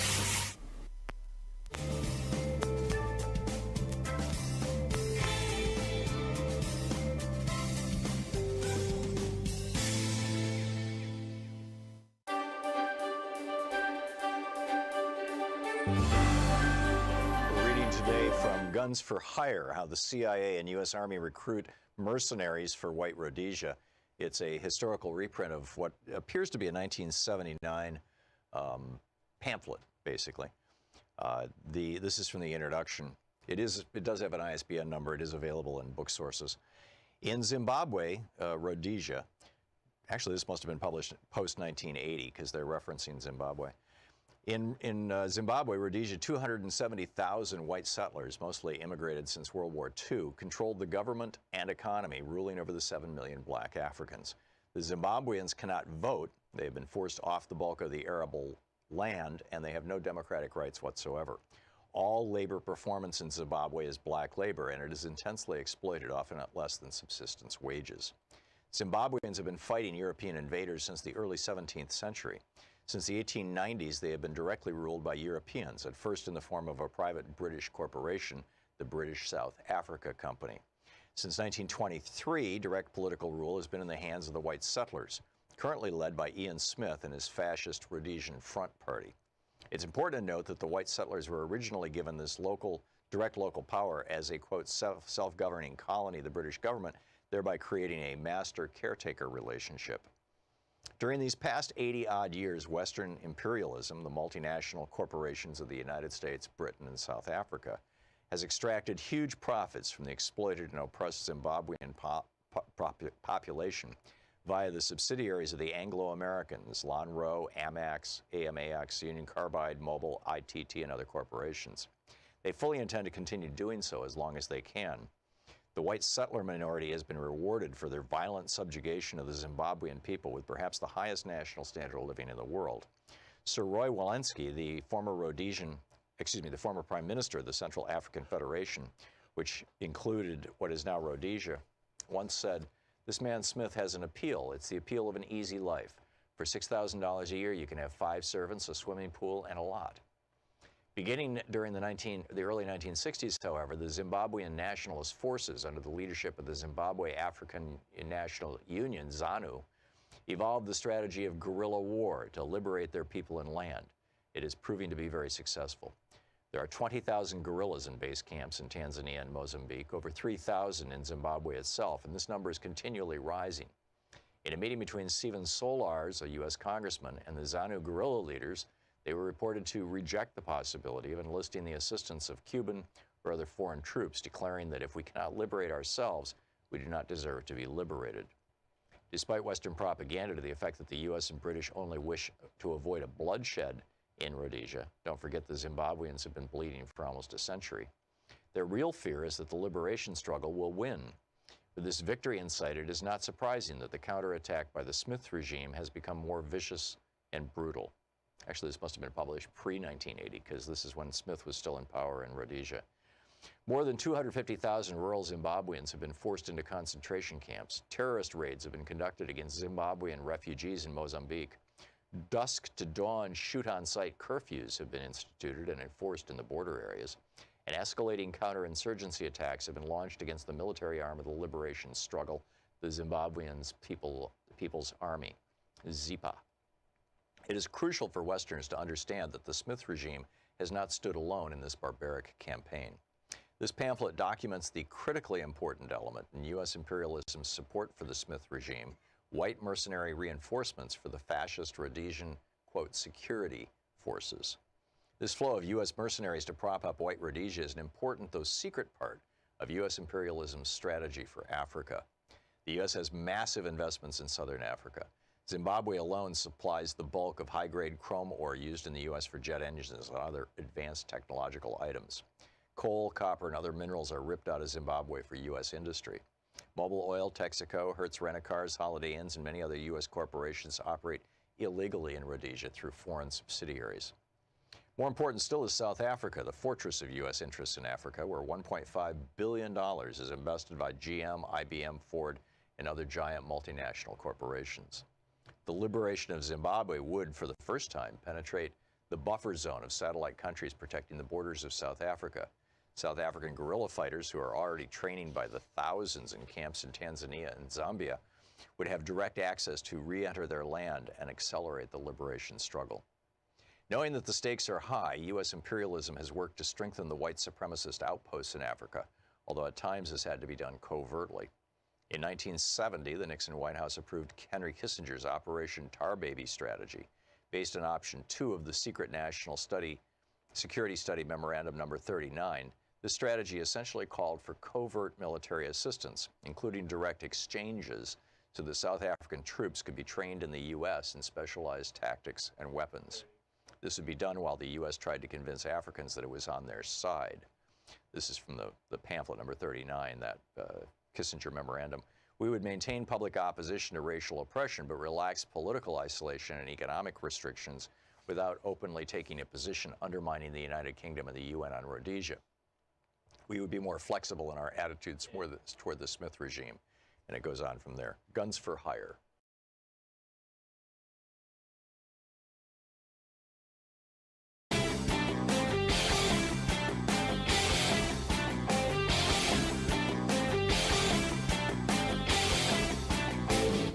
Change starts with you. You can be calling your Democratic or Republican representatives to let them know what you think by calling 202-224-3121. It's the Capitol switchboard. It'll get you right through to them. Astonishing news out of the Centers for Disease Control and Prevention that has to do with the lifespan of Americans.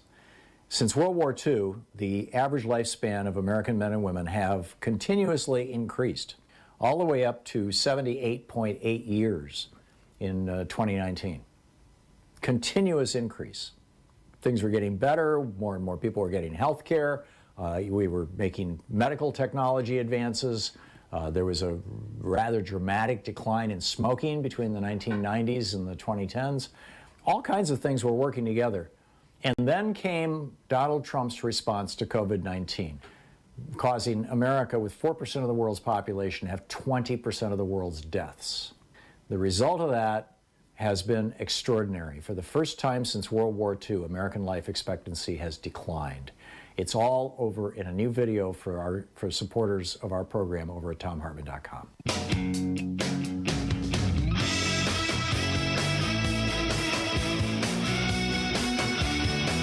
Welcome back. Just a heads up on some of the things that are happening around the country. Here in Oregon, there's no real controversial legislation before the chamber, and there are 60 people in the House of Representatives here in Oregon. Only 23 of them are Republicans, but they are demanding that every piece of legislation that is proposed be read out loud. You know, like we saw, like this little trick that Ron Johnson tried to do with the COVID relief bill. And so here in Oregon, this is from the Oregonian today, an article by Hillary Borod. A computer will take the place of state house clerks who face the task of reading bills, some of them hundreds of pages long, aloud, because minority Republicans have insisted on it. None of the bills scheduled for a vote in the near term are hugely controversial, but refusing to waive the state's constitutional bill reading requirement is one of the few power moves available to Republicans, who hold 23 of the seats in the 60-member House, as they try to change or block parts of Democrats' agenda this session. So they've got a computer. It's going to sound like Stephen Hawking. And in Kentucky, the Republicans who control the House and Senate, keep in mind, Andy Beshear, the governor, is a Democrat. The majority of people in Kentucky vote for Democrats. But because of gerrymandering, they send more Republicans to the House of Representatives.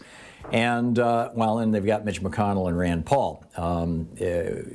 McConnell was just reelected last year in what I would say was a pretty sketchy election, but that's a whole other issue. And he's 79 years old. And if he were to become disabled or croak while in office at the age of 79, his replacement would be appointed by the Democrat, Andy Beshear, the governor. So the Republicans passed a law in Kentucky saying that they get to replace the United States senator, or it didn't specifically name McConnell, a United States senator if he or she becomes disabled. And Andy Beshear vetoed it, and they overrode his veto. There you go. So, anyway, let's pick up some of your phone calls here and see what your thoughts are on all of these issues that we've been talking about today. Bill in Campwood, Texas. Hey, Bill, what's on your mind today? Bill, you are on the air. Okay, I live about, or can you hear me? Mm-hmm. Yes. I live about 70 miles from the border, and my brother lives about a mile from the border. And neither one of us have had a problem at all with people, coming across the border. Nothing ever stolen, no problems whatsoever. And last week, a guy from Ozona, Texas, said that 500, 700, 800 people were coming across the border at one time. That cannot be true. I've talked to several Border Patrol agents. That is impossible. 500 people. I was wondering if this guy was just, one of these cranks who calls into radio shows and just makes crap up. It sounds like you're saying he was. I think he was, because I've heard these stories, and it's always further away that it happens. It's never close, and 500 people coming across the Border Patrol would have caught in 5 minutes. I mean, they make too much noise. Yeah. The biggest group probably any Border Patrol agent's ever seen is maybe 50, and a large group would be 30, and the average is like 6 to 12. That's what they tell me anyway, that they see on a regular basis. So he was not telling you the truth. Okay. Bill, thank you. Thank you very much for the report from Texas. An actual report from Texas. Bill, good talking to you. And thanks again for watching Free Speech TV. Dan in Seattle. Hey, Dan, what's up? Hey, Tom, how you doing? I just kind of wanted to talk to you about the same kind of thing, too, that we've been talking about here. The root cause of the reason people are coming across the border is because that rich white Republicans hire them to work in their factories and their businesses, and nobody goes after that.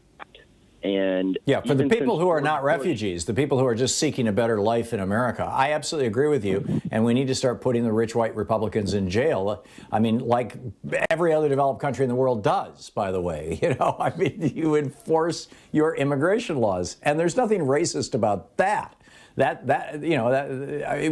got one of the largest groups of illegal immigrants in the United States, people who have overstayed their visas, are Irish. Anyhow, back to you, Dan. Exactly. Yeah, I mean, we need to stop arguing about the fence and the border patrol, and we need to start talking about the root cause, which is if you came to this country illegally, but you couldn't get a job, you're not going to last here very long, right? So, yeah. But the folks that are taking advantage of that situation are rich, white, possibly Republican business owners in a lot of cases, and nothing's happening to them. And honestly, if you look at the history of the United States, this country's always been run off of cheap immigrant labor, all the way back to probably some of your grandparents that came here from Ireland and Italy and other places about 100 years ago and got basically made fun of, called all kinds of racist names, but that's who worked in these crappy jobs that ran the factories and all the little, those kinds of things that helped America get started. So really, we've been arguing about the same thing for about 150 years, and the root cause is that rich people make a bunch of money off of cheap immigrant labor, and until we stop that, the argument's going to continue. Yeah. It says here you wanted to call about the guy who said he was in the Navy and voted for Trump. Did you have something cogent to add to that, Dan? Or I guess I was just a little bit concerned that he had no idea that Trump was a racist after he opened his initial campaign, basically with Mexicans or rapists, and then also said that basically a bunch of white supremacists marching around Virginia were fine people. So that's just in the beginning. I could probably name about 50 other instances where he made comments that were racist. So I just don't understand how you missed that. Yeah, there's literally a Wikipedia page for them, Trump's comments on race. Well, people are, this is radio. I can't vet people beyond taking their name and their address and having their phone number entered into our database. But, I can't say that he is who he said he was. He may or may not be. But, I think that there, again, when I lived in D.C., I lived in a marina, and there were a lot of Navy and Coast Guard people around me who I knew. I knew many of them. And, quite a few of them voted for Bernie Sanders in the primary and then voted for Donald Trump in the general. It wasn't about race for them. It was about wanting America to repudiate Reaganism, basically, because both Donald Trump and Bernie Sanders ran on a platform. Donald had a whole lot of racism thrown into it, but both of them ran on a general platform of overturning 40 years of neoliberalism, whether it was Bill Clinton's Democratic neoliberalism or Ronald Reagan's Republican neoliberalism. America was over it, and I think that that's true. But to say that it didn't even occur to me that Donald Trump was a racist is if nothing else, I would say belies a level of naivete that is somewhere between sad and shocking. Dan, I got to move along, but thank you for the call. Ed in Belfair, Washington. Hey, Ed, what's up? Hey, hi, Tom. Dan stole my thunder. He hit the nail on the head. But it's all about cheap labor. That's all they want. It's a scare tactic. I kind of wonder what's going to happen with all the destruction in the South and all these homes going to be rebuilt. And it's going to be wage theft. There's going to be cheap labor. Anything that the federal government funds through FEMA, they should all be union. They should be union carpenters. Everybody should be unionized. Yeah. Yeah, that would be a good idea, and prevailing wage laws would be useful, although I'm pretty sure that there's not a single state in the South that has prevailing wage laws. And what those laws require is that any government-funded rebuilding, and I think FEMA rebuilding might qualify under this, although I may well be wrong. It might be that FEMA just gives you a pile of money and you do it yourself. But any time federal money is being used in a state to do anything, build a highway, build a freeway, repair potholes, whatever it may be, whether you're hiring union labor or not, you have to pay the prevailing wage, and the prevailing wage is typically set by union labor. And so, hey, might as well be a union member. And I got to run, but thank you for the call. Well said. 45 minutes past the hour. It's the Thom Hartmann Program. Telling the truth, the multinational corporations are not all that excited about your learning. We'll be right back. We are going to check in with Debbie Hines, our legal analyst, our lawyer friend and legal analyst, about what's happening in the Chauvin trial in a few minutes. You're listening to Thom Hartmann. Visit ThomHartmann.com for audio and video archives. And isn't it ironic that chauvinism doesn't just apply to male chauvinism, that it's basically any form of bias?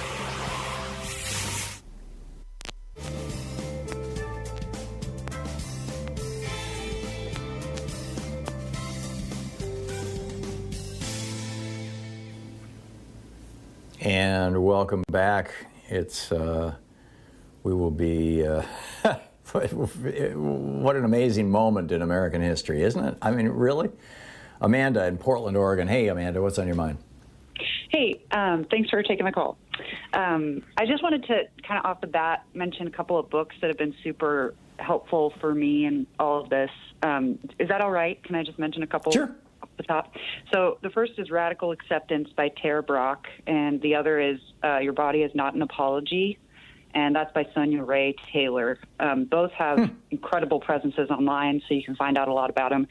But I wanted to start it out that way just because that's kind of where I'm coming from, which is, and it might be based on my own trauma, but it's self-reflection, and I tend to interpret all of what's going on as just old patterns of this idea that you deserve something based on where you come from. And that is a falsehood. I think it's a lie that we tell ourselves in order to get through and cope. But I think that's kind of where Julio is coming from, this sense that he deserves something, and I'm assuming he goes by he, something that is given based on his position. That's a backwards point of view, and I think as we become more open to different interpretations, especially those of women who have been shunned in history and history books, as we all know, there's a serious need for self-reflection and understanding of where we come from, what we have been given, the privileges that we own, and that we hold dear to our hearts, and where we can give.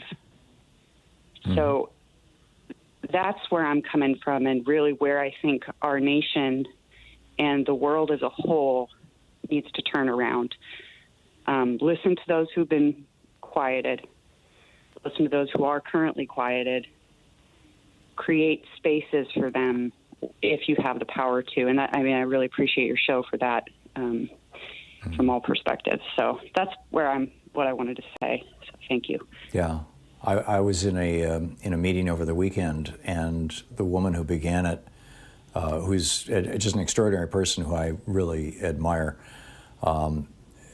started out the meeting by saying, let's honor the people who were the original occupants of the land that we're on. And then she's up in Minnesota, and so she named the tribes, of the land that she's living on, and then other people in the meeting, and it was just into the chat part of the meeting, of the Zoom call, were able to, a few of them, and one of my colleagues who lives here in Portland identified the tribes here. And I looked, and there was a link to a map where you could see which tribes were the ones who lived on the land that you're currently living on. And I looked, and I'm in Multnomah County, and I didn't even realize that there was a Multnomah tribe that used to live here. Oh, wow. Yeah. I thought that, I knew the word, I knew it was an Indian word, but I didn't realize it was the name of a tribe. Yeah, and I guess I appreciate the space to just say it out loud. I think the more that there are those, the better. And, so thank you and the again. acknowledgement. Yeah, thank you, Amanda. Yeah. Great to hear from you. Appreciate it. It's coming up on 10 minutes before the hour. We'll be back with Debbie Hines. We're going to check in and with our legal analyst and lawyer and expert on these things about what's going on with the Derek Chauvin trial. Stick around.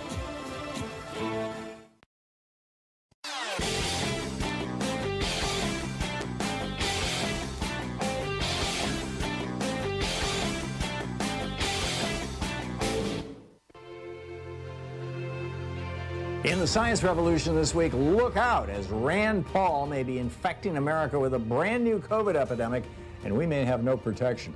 Investigative journalist Greg Palast is here on the Exxon Valdez disaster 33 years ago. He's saying, don't buy Exxon's fable of a drunken captain. We just passed World Water Day, and Rihanna Eckel from Food and Water Watch drops by about the growing threat of water privatization. Tune into the science revolution wherever fine podcasts are available.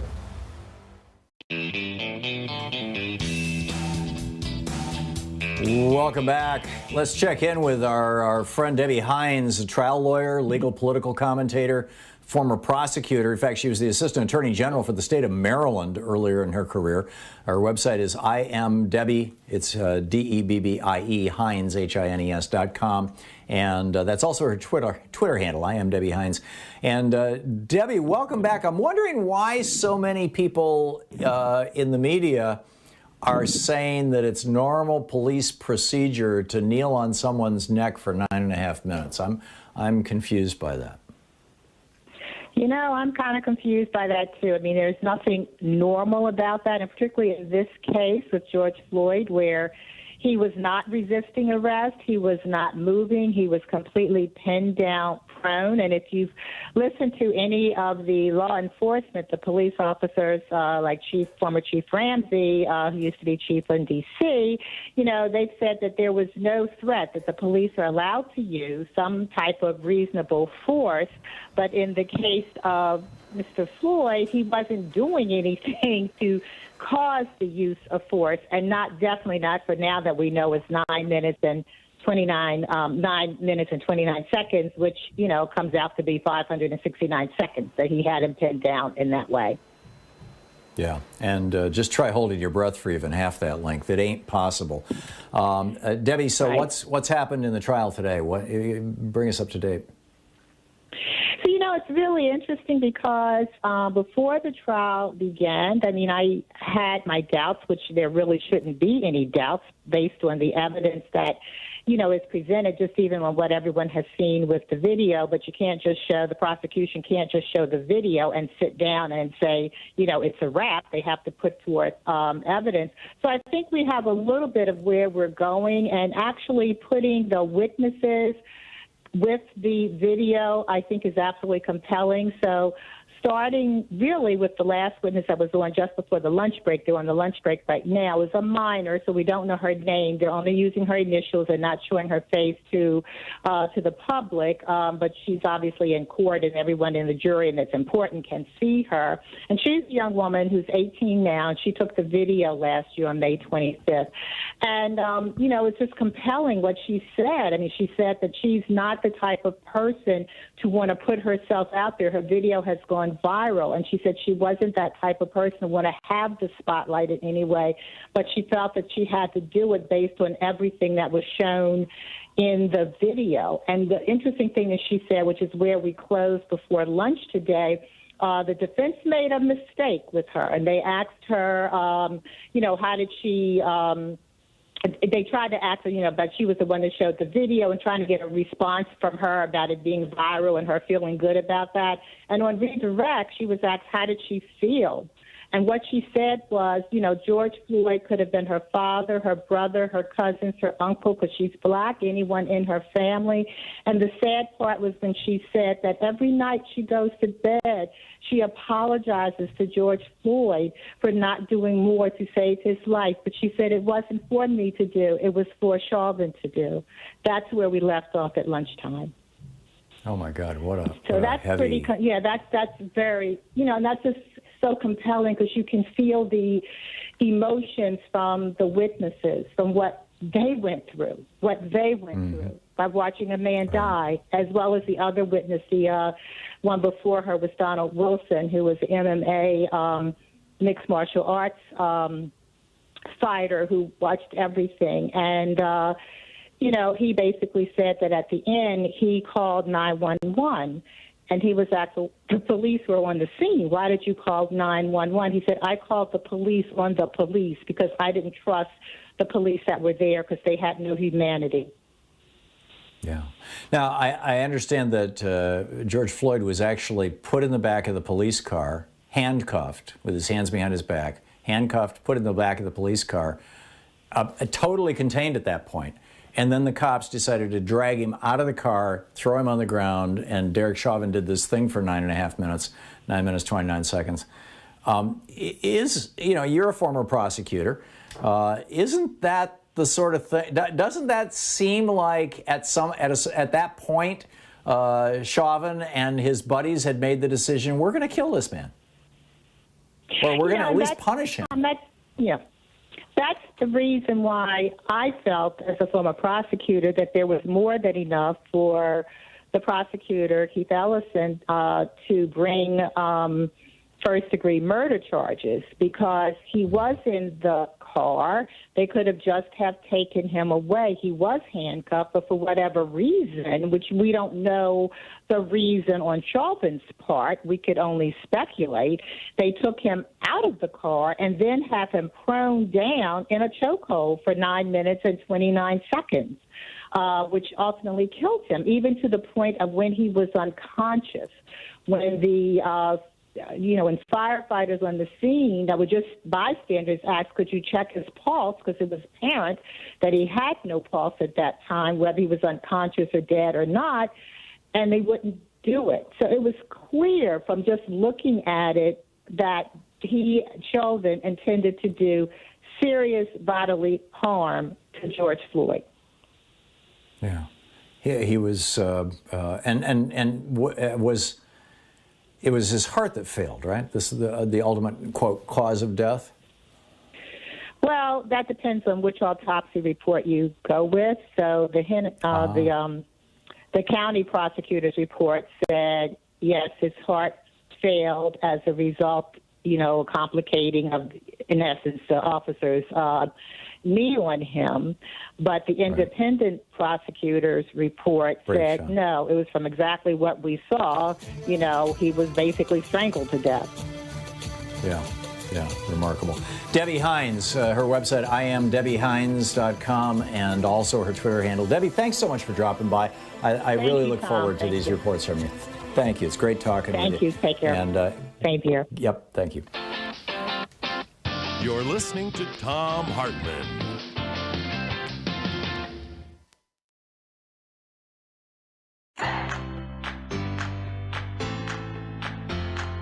These companies support the Thom Hartmann Program. They are CB Distillery, CBD for sleeping. More info at cbdistillery.com, code TOM. The Clean Phone Pro phone sanitizer and charger. More info at thenewdealshop.com. ExpressVPN, the VPN that just works. More information at expressvpn.com/Tom. X-Chair, changing the world one seat at a time. More information at xchairtom.com. Bloomsy Box, simply better blooms. More info available at bloomsybox.com, code TOM. And Boll & Branch Sheets, crafted for the common good. More info at bollandbranch.com, code TOM.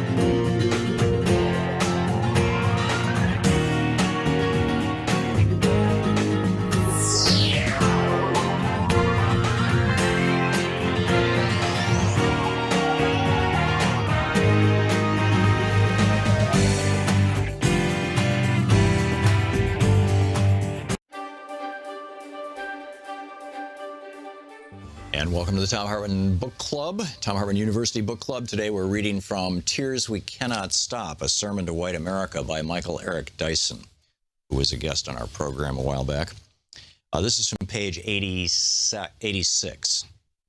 One of the great privileges of whiteness is not to see color, not to see race, and not to pay a price for ignoring it, except, of course, when you're called on it. But even then, the price pales quite literally in comparison to the high price black folk pay for being black. We pay a price, too, for not even being able to derive recognition and financial reward for the styles that make the world want to be black so bad that they don't mind looking like us as long as they never, ever have to be us. If the appropriators can freely rip off our culture with no consequences, those who revise racial history, the fourth stage of white racial grief, are even less accountable for their deeds. The way of the racial revisionist when it comes to black life and history is simply to rewrite it. Their motto is, it didn't happen that way. There's a flood of writing that tells us that the Civil War wasn't really about slavery, but about an effort to defend states' rights. But, my friend, you've got to put yourself in our place and see the absurdity of such a claim. Defend the rights of states to do what? To enslave blacks. But even here, the irresistible logic of whiteness, that is, irresistible to whites themselves, and to all of us who are subjected to white whim, springs into full action. White American history is so powerful that even when it loses, it wins, at least in skirmishes within whiteness itself. From the right wing, there is the belief that the Civil War was fought over the ability of individual states to beat back a federal government out to impose its will. From the left wing, there's the belief that the Civil War was a conflict between the planter class and the proletariat. In each case, race as the main reason for the war is skillfully rewritten, or really written out. Slavery is rewritten too. Some white Christian apologists contend that black folk needed slavery to save their souls or to rescue their cultures. A contemporary twist on this argument radiates in thinkers like Dinesh D'Souza, who claims that American blacks brought here through slavery are now doing far better than their African kin. Some white critics argue that since blacks sold other blacks into slavery, bondage was a black man's problem, not a white man's burden. But revisionists would much rather describe the dehumanization of black folk as little more than a commercial transaction. It's another way of washing their hands of racial responsibility. The effort to rewrite history surfaces in how Malcolm X is treated in the mainstream. It hardly seems likely that the culture he fought with all his heart could be depended on to grasp his true meaning. Malcolm is often read as an apostle of violence, as a frightful figure consumed by destructive rage. Yet the truth is far more complex, and Malcolm was far more complicated. But isn't the autobiography of Malcolm X so enduringly appealing because it shows Malcolm giving up hatred as a means to racial justice? Now, Malcolm X believed in the liberation of black folk from the mental and psychological chains of white supremacy. He was not committed to nonviolence as a way of life or as a method of social strategy. He believed that such a commitment prevents the full realization of black emancipation.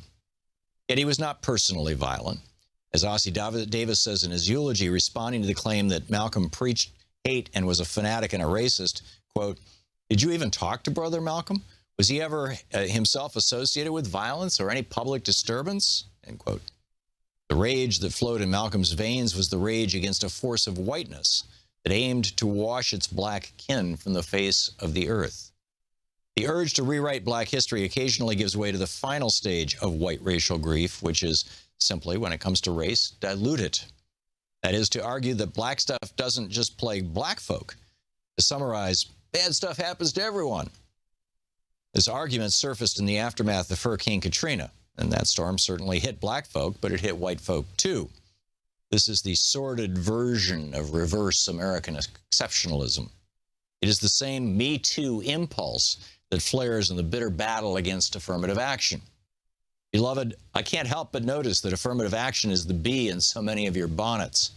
You look around in your classrooms and you think every black person is there because they got an unfair shake from the system. You look at your job and you think that your black coworker got an unjust nod of approval from the powers that be. You never stop to think how the history of whiteness in America is one long scroll of affirmative action. You never stop to think that Babe Ruth never had to play the greatest players of his generation, just the greatest white players. You never stop to think that most of our presidents never rose to the top because they bested the competition just the white competition. White privilege is a self-selecting tool that keeps you from having to compete with the best. The history of white folk gaining access to Harvard, Princeton, or Yale is the history of white folk deciding ahead of the game that you are superior. You argue that slots in school should be reserved for your kin because, after all, they are smarter, more disciplined, better suited, and more deserving than inferior blacks. That's like concluding that the Cleveland Cavaliers can't possibly win the NBA championship because they're down 3-1 to the Golden State Warriors. Throw in the towel and call it a series. But they must play the series to determine the winner. Whiteness is having all the advantages on your side. The referee's blowing the whistle for you. The arena packed with only your fans. In fact, whiteness means you never even have to play the game at all, at least not in head-to-head matchups with the talent and skill of black folks. Here's We Cannot Stop by Michael Eric Dyson. In front of us was this wild deer running down the road in and out of the shadows. The book All the World's a Stage, Dennis Weaver's autobiography. The foreword by Thom Hartmann.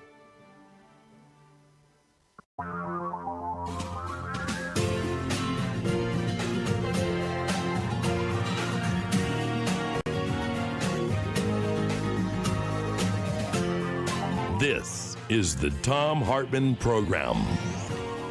You know, in the context of the George Floyd murder trial of Derek Chauvin, and so much else that's going on, the hysteria around brown people coming across our southern border, you know, et cetera, et cetera. I think it's important that we have reasonable, thoughtful, and meaningful, deep conversations about where this racism came from in American society, beyond just the you know, kind of throwaway line of, oh yeah, well, we had slavery, you know, which is obviously a major piece of this, but it just seems to derail larger and deeper conversations sometimes about what do we do right now and how did we get here, and what about things like Plessy v. Ferguson, and you know, where are we at under law? And so anyhow, on the line with us is Professor John A. Powell. He's a professor of law, as well as a professor of African American Studies and Ethnic Studies, the Robert D. Haas Chancellor's Chair in Equity and Inclusion, and the director of the Othering and Belonging Institute at UC Berkeley Law School. He's also the author of numerous books, including Racing to Justice, Transforming Our Concepts of Self and Others to Build an Inclusive Society. Law.berkeley.edu is his website, and you can tweet him at Prof. John Powell, spelled just the way it sounds. Professor Powell, welcome to the program. If we could start out, how do you define systemic racism in the United States? What's the context of the Chauvin? How do we put the Chauvin trial in that context? Well, thank you, Thomas. It's great to be on your show. Well, there's a lot of things. So one way of thinking about systems, as just as the word suggests, there are things in relationship to each other. So, for example, you think of a school system, it's not just a teacher, it's also the principal, it's also the building, it's also the curriculum, it's also the tax system, it's also the students. It's all those things interacting with each other. And so when you think about this trial, first of all, just the fact that there have been, unfortunately, a number of black and brown people killed by the police because they're black and brown. And but very seldom are the police actually charged, first of all, let alone found guilty. Why is that? It's because it's the system. It's not just the individual police officer. He or she is trained, he or she is armed, he or she is sent out to the community.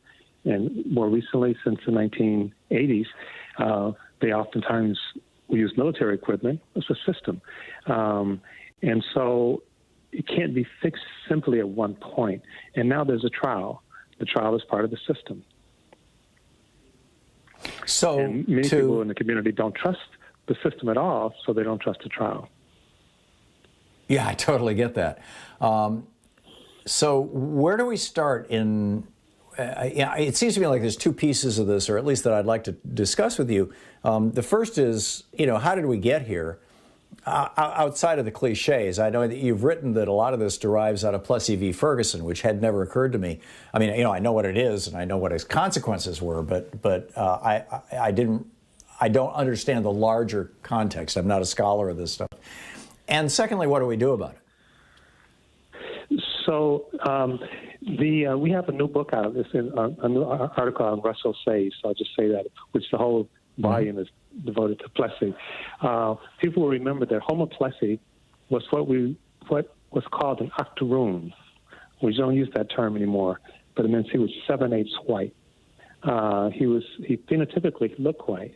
So one of the things, and this was in Louisiana, and Louisiana had passed a law saying that essentially blacks could not ride or Negroes could not ride in boxcars with whites unless they were taking care of their children. And out of that came the doctrine of separate but equal, that blacks could get on trains, but they had to have their own car. They were separated, but they were equal. So Plessy did a number of things. It sort of cemented the already emerging Jim Crow laws and practices coming out of the South. And Jim Crow was in part a response to the Civil War, the Civil War amendments, and Lincoln's push to have blacks part of the society.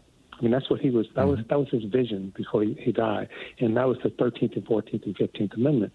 15th being voting, and there was 12 years from 1865 to 1877, Reconstruction, that blacks were being elected, blacks were living all over, and then there was essentially an agreement to end that, where the Republicans, which was the good guys in the story, or gooder guys, I should say, they pulled out of the South, and in order to resolve a presidential election, they allowed the South to resubordinate blacks, and that was the start of Jim Crow and the end of Reconstruction. And then you had all kinds of laws and rules, and you had the rise of the Ku Klux Klan. And then in 1896, the Plessy versus Ferguson case came. Many of these things were already in place, but the court crystallized it by saying, despite the 13th, 14th, and 15th Amendment, 13th disrupting slavery, not totally ending it, 14th doing a number of things, advancing citizenship and equality, and the 15th advancing voting. So you had these three monumental shifts in our Constitution. Despite that, Plessy then says, well, equal doesn't mean that really equal.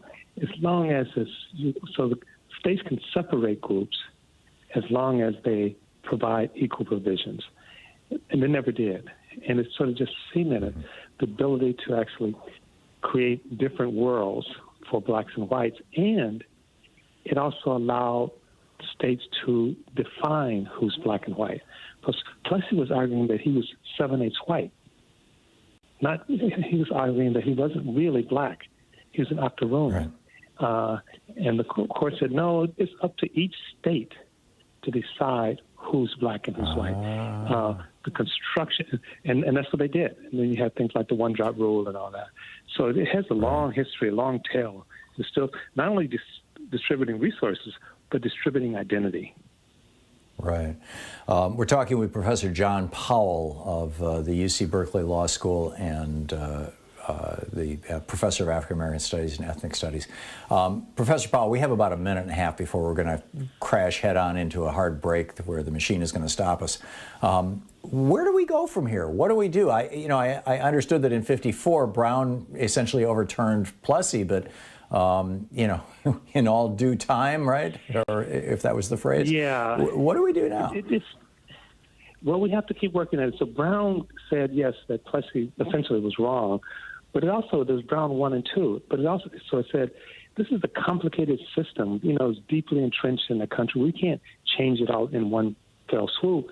So there's Brown 2, which announced, let's make change, but let's do it in all deliberate speed, which means slowly. Deliberate speed. So it didn't, deliberate speed. And so nothing happened, essentially, for many years.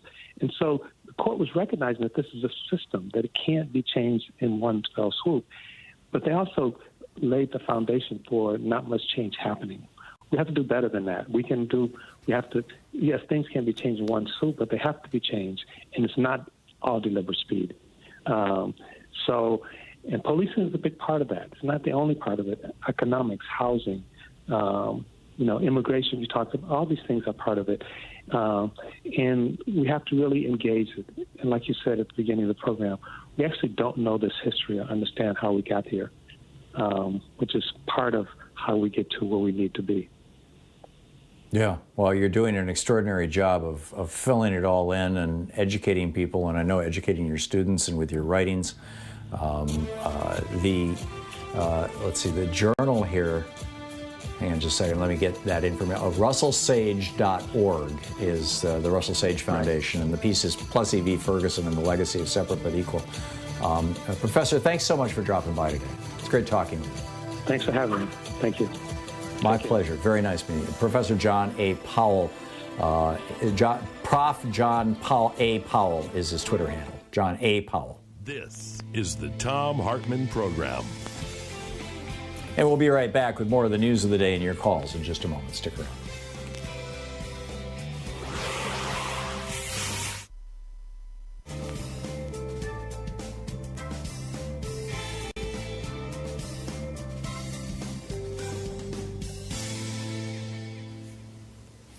And welcome back. Edward in Sierra Madre, California. Hey, Edward, what's on your mind today? Hola, Tom, amigo. Three things. Back to the border patrol issue, or excuse me, the border issue. I cross the border frequently. Mother-in-law lives in Rosarita, and it's about a 2-hour wait. You gotta have identification of some form that they'll accept, and they're checking cars. So this open borders thing, it's clearly made up, and dare I say they're lying. And second thing that's a few of the callers before just nailed right on the head like a contractor is that we're not. I mean, the press isn't bringing it up. That, we have the corporation, the guilty party, foisting blame on people coming across looking for jobs that shouldn't be there for them, right? And I agree with President Biden that, there's jobs that people don't want to do.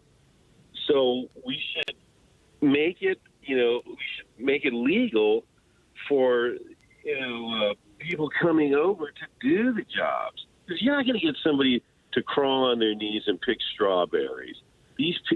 Our brothers south of the border are willing to do the work. We should give them a safe environment, good pay, and a pathway to citizenship. And that way we can keep our strawberry prices down. Because once we stop hiring them, look out for the price of strawberries. And I think I had one more. Well, remember what happened? Remember what happened when John McCain said, you can't hire white people to pick strawberries in Arizona, even if you offer them $50 an hour. And over 50,000 people sent letters or applications to John McCain saying, I'll take the job for $50 an hour. Exactly. That's not what they're paying them. But I'll do it for $50. Right. Yeah. But the reality is they're paying them probably what's the equivalent of $2 or $3 or $4 an hour when all is said and done, because agricultural workers have always been excluded from our minimum wage laws, which is a racist remnant of the creation of the minimum wage laws in the 1930s.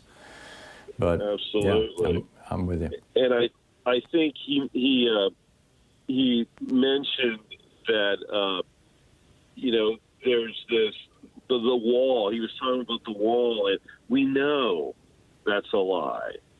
Yet he continues to perpetuate it, and I just don't. For me, it's not a question of how do we figure out why he's doing. We know why he's doing. Are people like him? I know he can't defend himself, but the lie is to cover up, hate for minorities or cover up for racism. I don't even think they're trying to cover it up. I think it's just code. Not directing this to Julio specifically or at all, actually. But broadly, the people who decided to turn this into a thing and make it an issue, this is just dog whistle racism. I don't see how you can call it anything else. Yeah. Okay. Edward, thank you for the call. And thanks for your personal experience with the border, too. That's a good one. Do appreciate it. It is coming up on 20 minutes past the hour. It's the Thom Hartmann Program. I want to give you a little information about what's going on with COVID, too. And we'll continue our conversations. I'll be picking up your phone calls on the other side of this break, so stick around.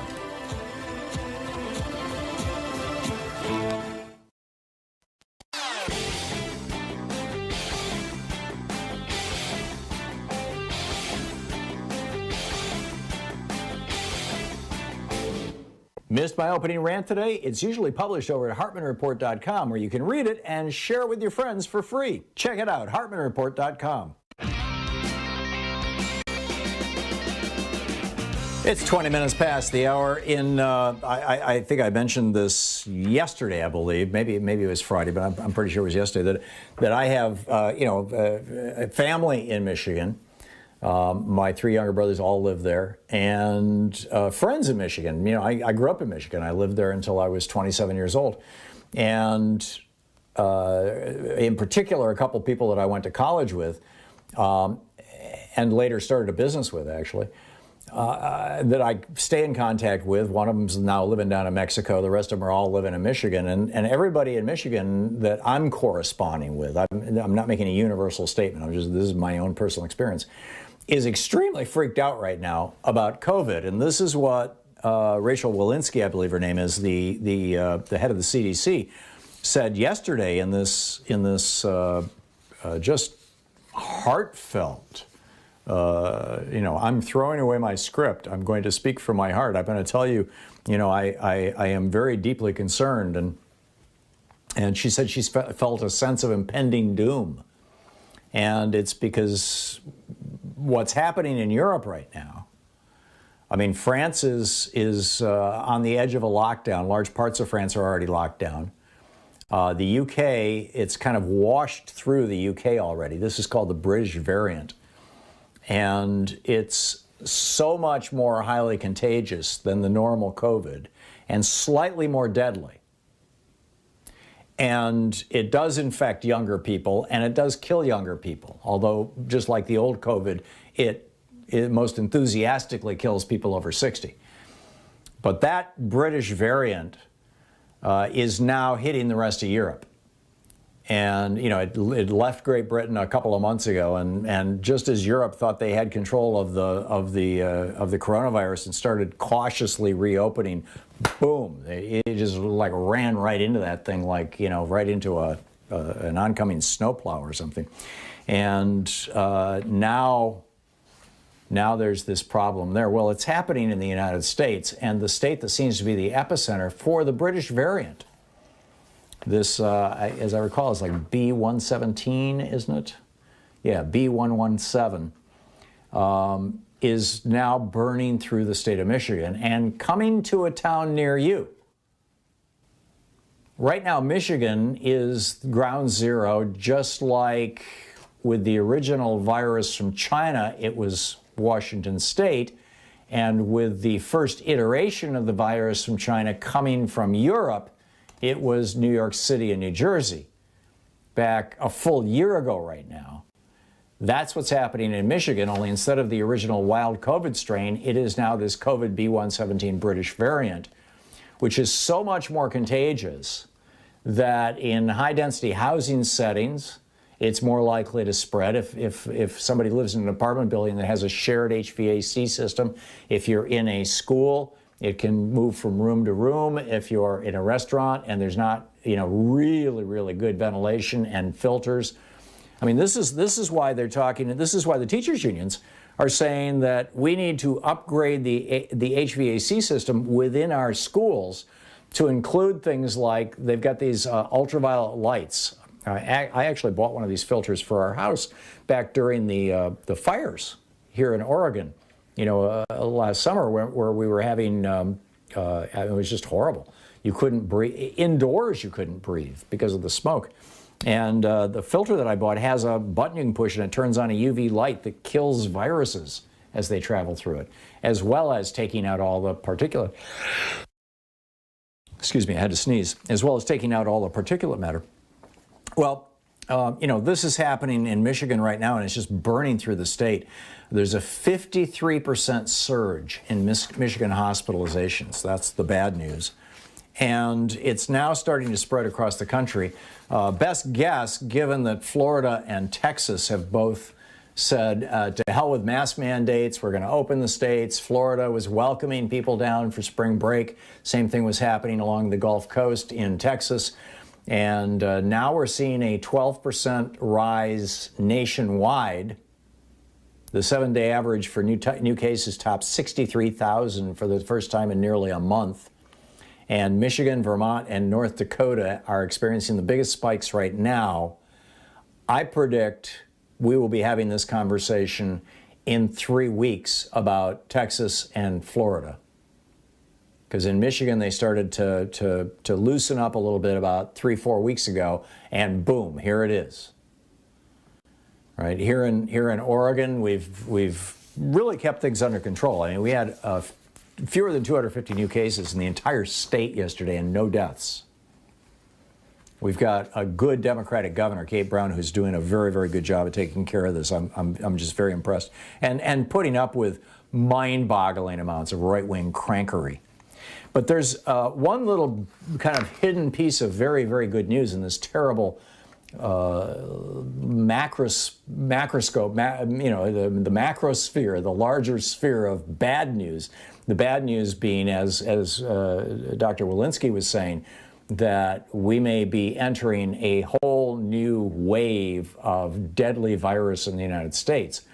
The one little shining light in the midst of that is that, at least in the state of Michigan, where they, the research is in, they're seeing a 53% surge, but there hasn't been in the last month a single person in Michigan who has been hospitalized or died who had been vaccinated. Not one.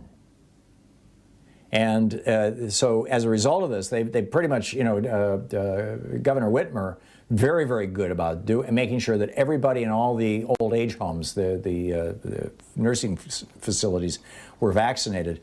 And thus, this news report, COVID cases among residents in Michigan's skilled nursing facilities have dropped 96%, even though the state has seen a 53% surge.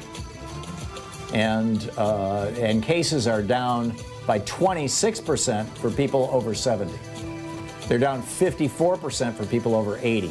So this is mostly young people who are now getting sick and dying from COVID, from the new wave, the British variant. Listening to the Thom Hartmann Program. Call 202-808-9925. And the take-home message from that, of course, is wear your damn mask. Even if you're vaccinated, you can still be a carrier. Wear the mask. Back with your calls after this.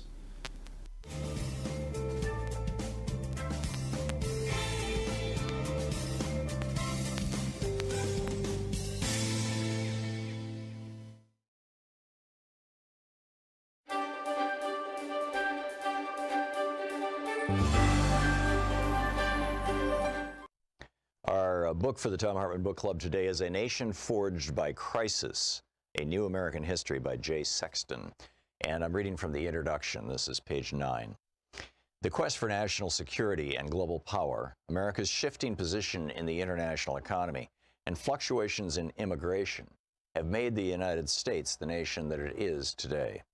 Americans' foreign relations have been conditioned its history not only in their cumulative effects over the long haul, but also as a result of their volatility. In periods of crisis, America's position in the world has lurched in unexpected directions. For as inexorable as the rise of the United States appears in retrospect, there have been contingent moments in which the very existence of our nation was up for grabs. This is the essence of crisis. The world turned upside down, the known replaced by the unknown, panic reigning as people struggle to maintain their balance and shifts in the very ground beneath their feet. It came with a speed and ferocity that left men dazed, New York Times correspondent Elliot Bell wrote of Wall Street's catastrophic collapse in October of 1929. Quote, the market seemed like an insensate thing that was wreaking a wild and pitiless revenge upon those who thought to master it, end quote. Crises are contagious, spreading like viruses from one realm to another. It's not without reason that the word crisis was associated with medical conditions and health scares in the 19th century. Each of the periods under consideration in this book were less a singular crisis than a set of interlinked crises. A political crisis could trigger an economic panic, which in turn could intensify social conflict. and so on. As these pandemics spread through the body politic, crisis itself was normalized, becoming an almost accepted characteristic of an age. Just as foreign crises have spread to the United States, domestic ones have spilled across its borders, unsettling foreign countries and peoples, as well as reconfiguring America's connections to the world. Consider the fateful winter of secession that followed the 1860 election of Abraham Lincoln. The crisis over slavery that divided the Union into warring sections that led to a series of sharp reversals in America's position in the global system. The foreign capital that had rushed into the roaring American economy in the preceding decades suddenly began to flee. Indeed, more capital left the United States in 1860 to 1862 than came into it. Also a once-in-a-century occurrence. One of the world's most valuable commodities and America's largest exports, Southern cotton, was confined to the ports of the Confederacy as a result of Richmond's ill-fated diplomatic strategy, leading to unemployment and social unrest in the British textile town of Lancashire. The most unexpected reversal was how the national security that the United States had attained after the war against Mexico in the 1840s was suddenly imperiled, with European powers encroaching once again upon the Western Hemisphere. Meanwhile, the Confederate emissaries across the Atlantic were in search of alliance with Britain. Our country, Secretary of State William Seward lamented in early 1861, after having expelled all European powers from the continent, now threatened to relapse into an aggravated form of its colonial experience, and like India, Turkey, China, and Italy, become the theater of transatlantic intervention and rapacity. A wider view of American history that looks beyond the nation's borders brings into focus not only the migration patterns, economic flows, and international rivalries that have connected the United States to the world, but also those rare moments in which the very existence of the nation was in question. Perhaps none was more pregnant with implications than the autumn of 1877, when the fate of the Patriots' bid for independence hung in the balance. Having proclaimed their independence to the world the previous 4th of July, their cause had stalled on the battlefield and in the diplomatic courts of the old world. I think the game is pretty near up, Washington privately confessed at year's end. To accomplish their independence is not quite so easy as to declare it, the British philosopher Jeremy Bentham haughtily remarked. But then a series of events forever changed the course of modern history. The stunning Patriot victory at the Battle of Saratoga in October, the drafting of the Articles of Confederation in November that, for all its limitations, further demonstrated the political resolve of the Americans. And most of all, the alliance signed with France in February 1778, which provided the Patriots with the resources, military assistance, and naval power that ultimately tipped the scales in their favor. There are comparable Saratoga moments in other crises in U.S. history, as we shall see. These contingent moments played out in their own distinctive ways, but are joined by a common denominator that has been curiously forgotten in our age of U.S. global power. Foreign states and people have played decisive roles in the critical moments of American history. As we make our way through our own era of global instability, in an unprecedentedly interconnected world, there's perhaps no more important lesson from the past to keep in mind. Crisis may beget crisis, Franklin Roosevelt said, as his administration transitioned from battling the Great Depression to entering the Second World War. But the progress underneath does not wholly halt. It does go forward, end quote. Like so many of Roosevelt's public statements, this one reveals a truth even as it conceals others. The United States came out on the other side of its greatest crises as a stronger and more efficiently organized nation, as Roosevelt suggested. The process of mobilizing resources to counter threats catalyzed innovations in political economy, such as the creation of a national financial system during the Civil War, and the economic reforms of the New Deal.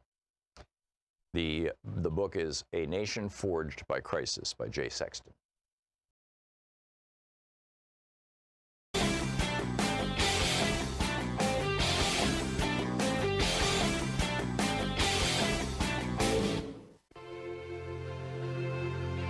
In the science revolution this week, look out as Rand Paul may be infecting America with a brand new COVID epidemic, and we may have no protection.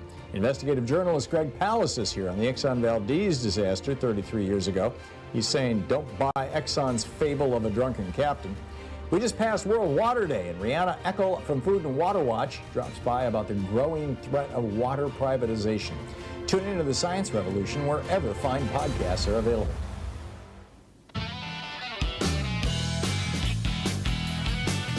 Welcome back. Thom Hartmann here with you. I'll get to your calls in just a second. Just two things I wanted to bring to your attention. Darnella Frazier is the young woman who filmed the murder of George Floyd with her camera phone.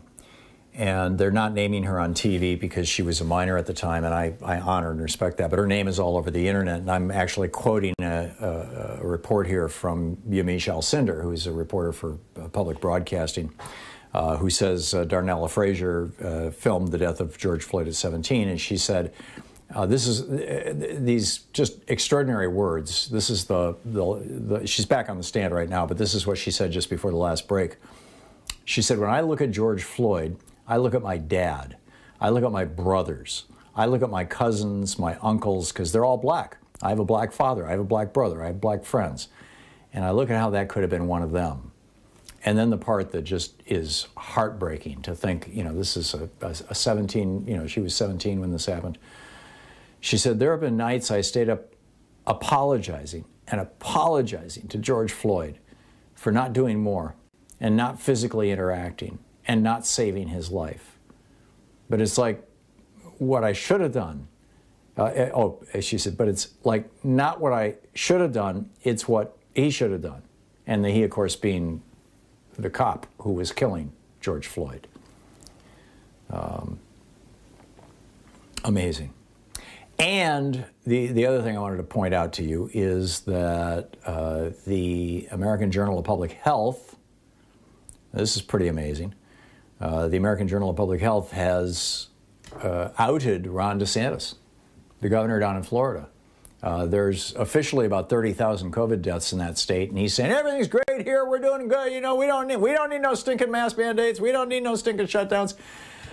They're saying he's been cooking the books. He's lying. He's covering up massive numbers of deaths, thousands and thousands of deaths in Florida.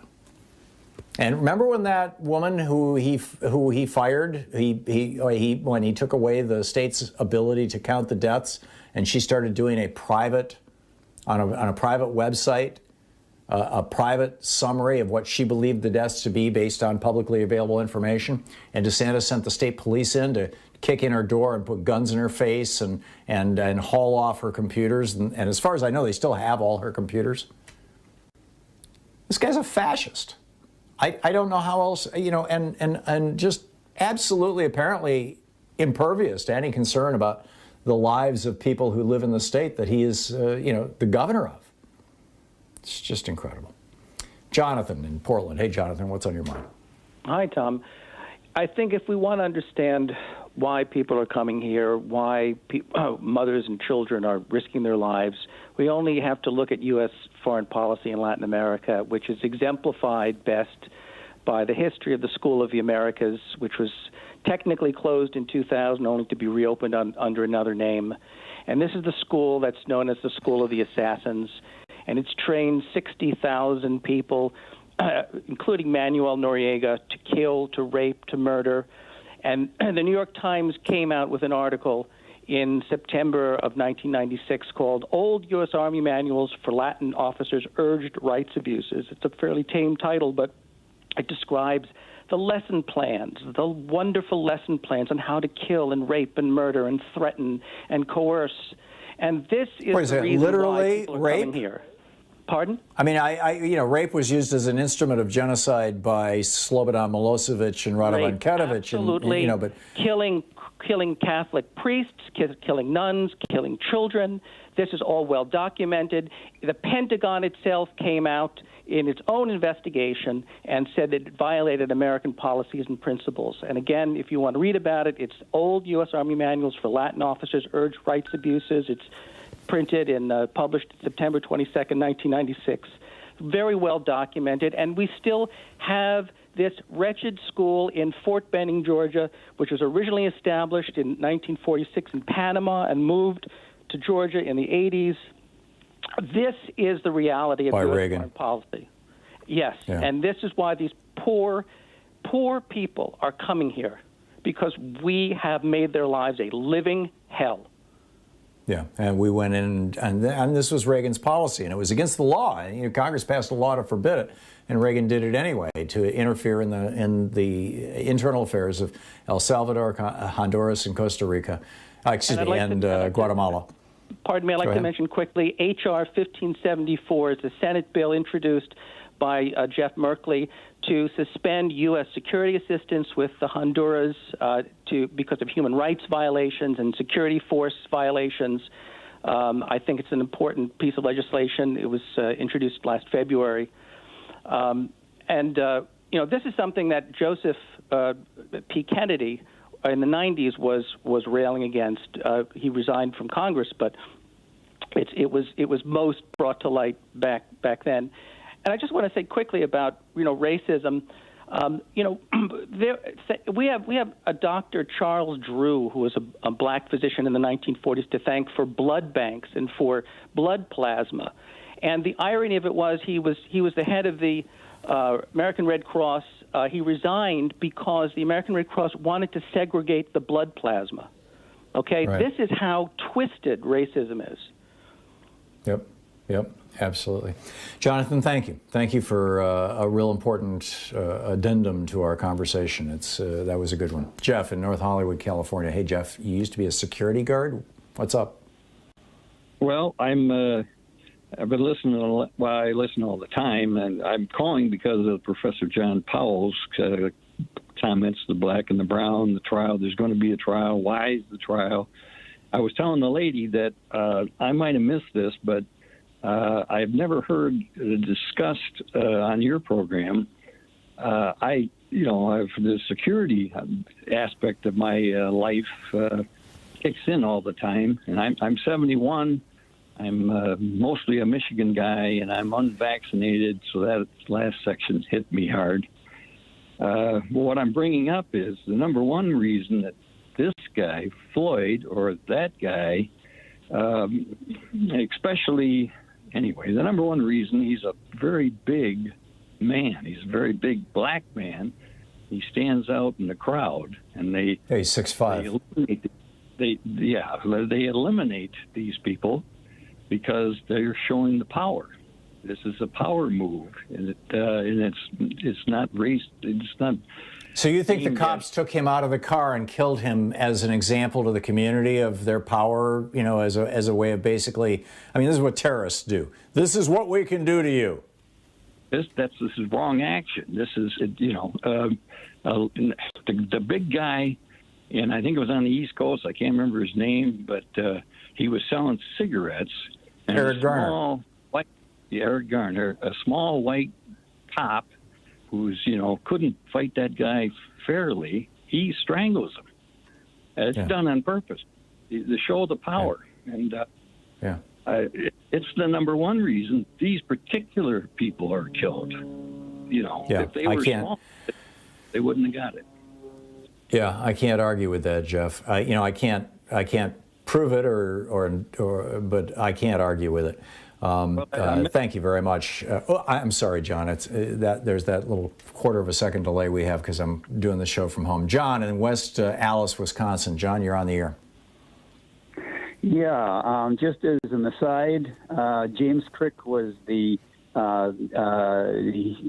co-discoverer of the DNA helix, and he's the one that was stripped of many of his scientific honors because of his scientific racism. And thank you for redeeming Mr. Watson. Yeah. It seems like he redeemed himself. But in any case, I don't think it's a border emergency. If there are something like 16,000 people waiting at the border, that's fewer than 5/1,000ths of 1% of our population. It's not the number, not even close to the number that die every day of natural causes. This is just way overblown. Just to correct the stat, John, real quickly, the 16,000 is the number of children who are currently in U.S. custody as a result of having crossed the border alone. And the Trump policy was to simply basically turn them over to the private prison industry and house them in cages indefinitely. The Biden administration is to try to get them, out of essentially jail within 3 days. They've not been successful at that. It's been taking a couple of weeks, in part because there's nowhere near enough judges, administrative law judges, to deal with this, and because the parts of the system that were designed to deal with children were shut down by Trump. People were laid off, facilities were abandoned, and everything was moved into these private prison facilities. So, you know, Biden inherited an absolute mess. But that 16,000 is the number of kids, at least according to the article that I was quoting. I'm guessing that there's a lot more than 16,000 people on the border because they have been accumulating there for the last couple of years. But you want to finish your thought real quick? Yeah, anyway, this is what Julio and his drug runners and rapists yelling rant, which is pretty racist, he didn't even start to address. The vast majority of those staying in this country unlawfully, and you mentioned it also, are those who overstay their visas. And we got to make these points because the fearmongers, Carlson and Hannity and that whole crew, keep lying and ignoring You're them. listening to Thom Hartmann. Visit ThomHartmann.com for audio and video archives. Well said, John. We'll pick up your call. We'll continue picking up your calls right after this. It's 45 minutes past 3.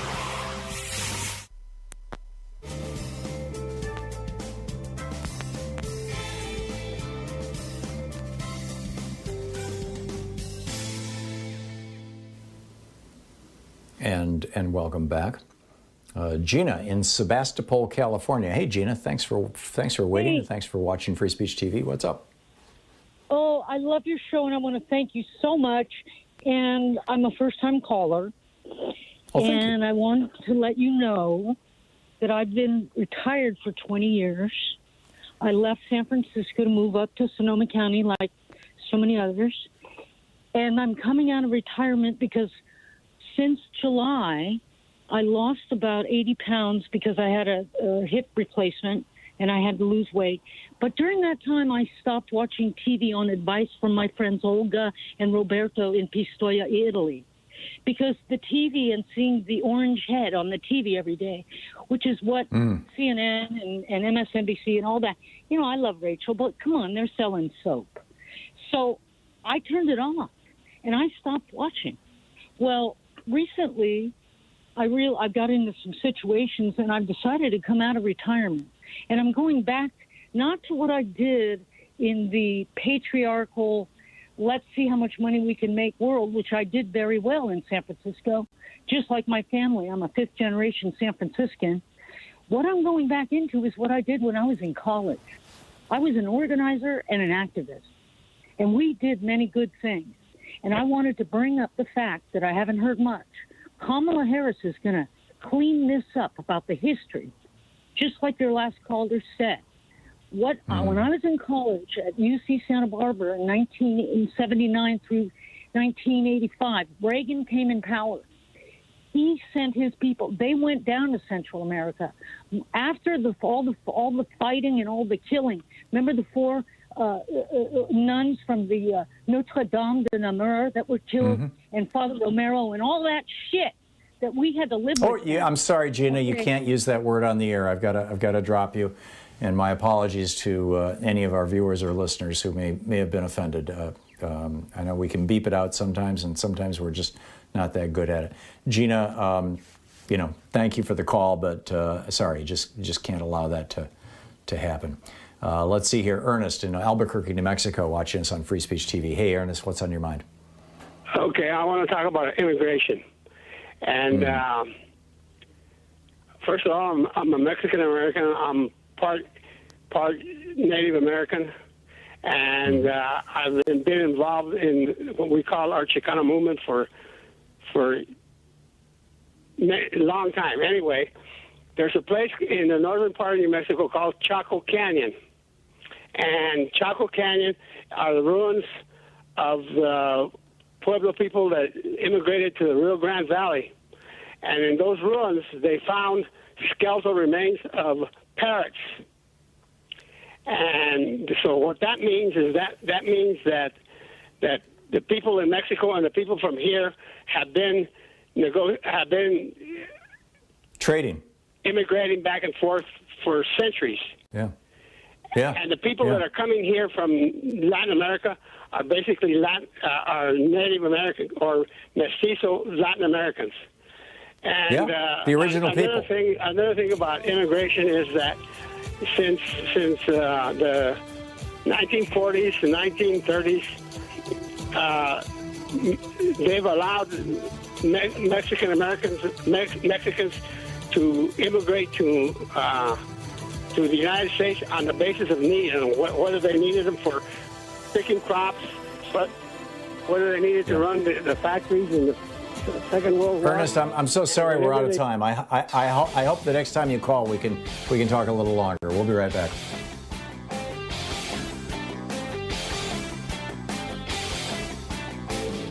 Share the Thom Hartmann Program with your friends. We're available on SiriusXM, Free Speech TV, Pacifica, commercial stations nationwide, YouTube, Twitter, Facebook, on the Thom Hartmann app, and you can even tell your smart speaker to listen to the Thom Hartmann Program. Gretchen Reynolds over at the New York Times has been compiling for the last year or so, maybe a little longer, but I've been noticing it for the last year, some just remarkable statistics and information coming out of peer-reviewed scientific journals about the benefits of very, very small, short amounts of exercise on the quality of life and the lifespan, the ability to survive disease of all of us. Frankly, some of the studies were on younger people. A lot of the studies were on people over 50. And I'm talking very small amounts of exercise, like literally 4 minutes of bicycling, or 4 seconds, of bicycling really hard on a stationary bicycle, followed by 56 seconds of just relaxing, and doing that 15 times, over a 15-minute period, a couple of times a week. 4 seconds of exercise produce measurable results. It's all over at ThomHartmann.com. We got a new video up for the people who are supporters of our program. You can check it out.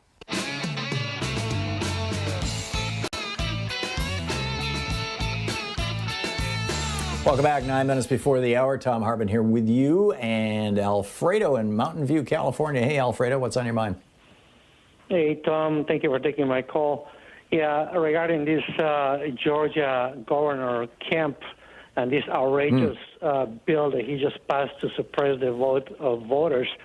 Tell me what your thoughts are. In my opinion, I think that Trump and Kushner, all these guys are behind this.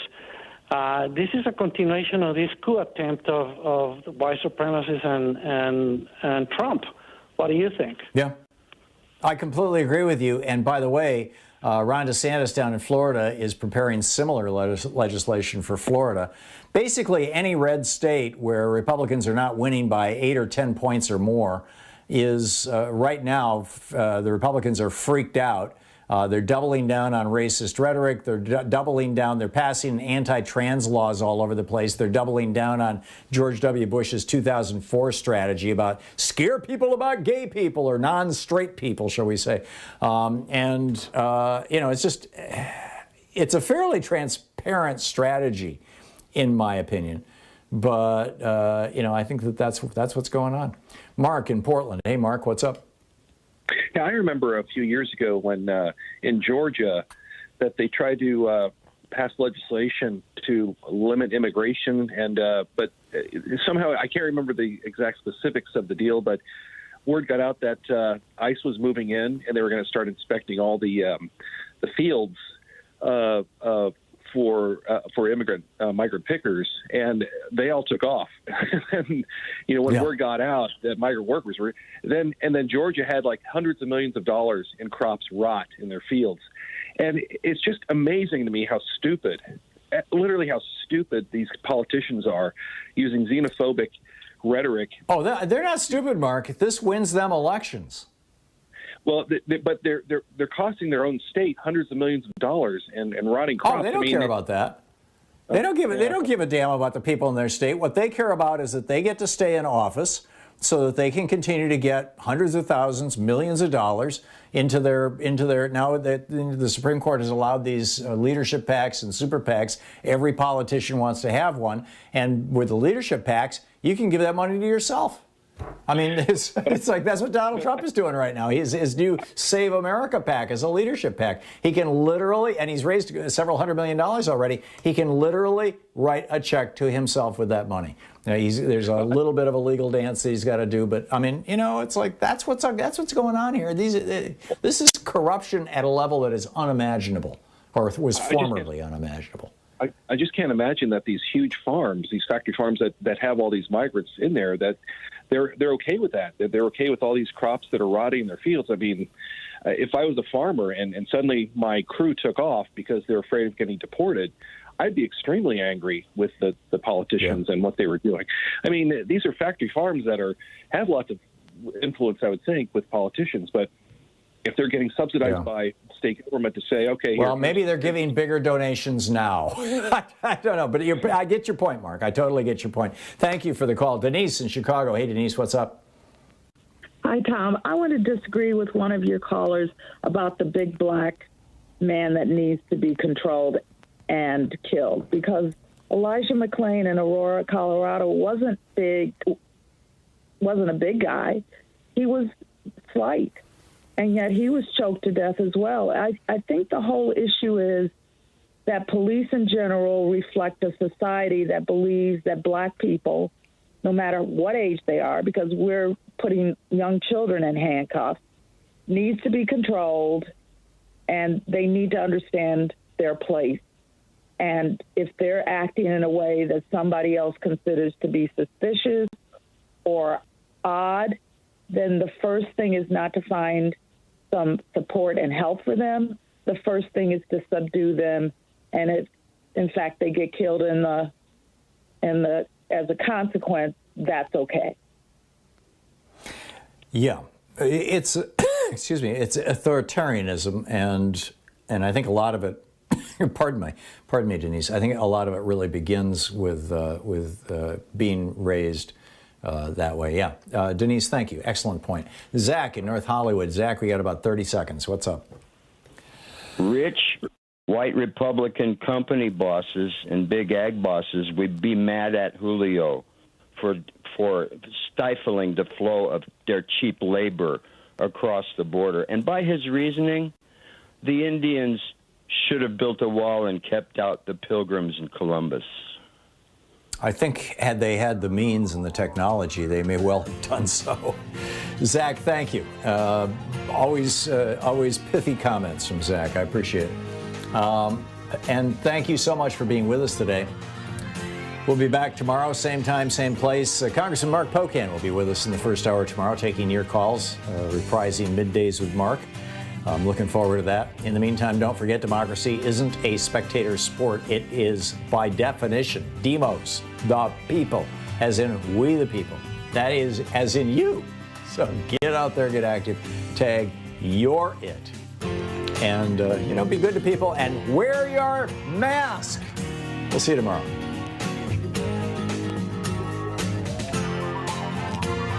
You've been listening to Thom Hartmann.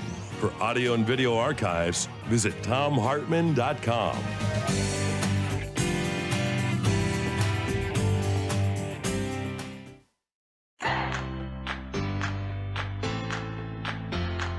These companies support the Thom Hartmann Program. They are CB Distillery, CBD for sleeping. More info at cbdistillery.com, code TOM. The Clean Phone Pro phone sanitizer and charger. More info at thenewdealshop.com. ExpressVPN, the VPN that just works. More information at expressvpn.com/Tom. X-Chair, changing the world one seat at a time. More information at xchairtom.com.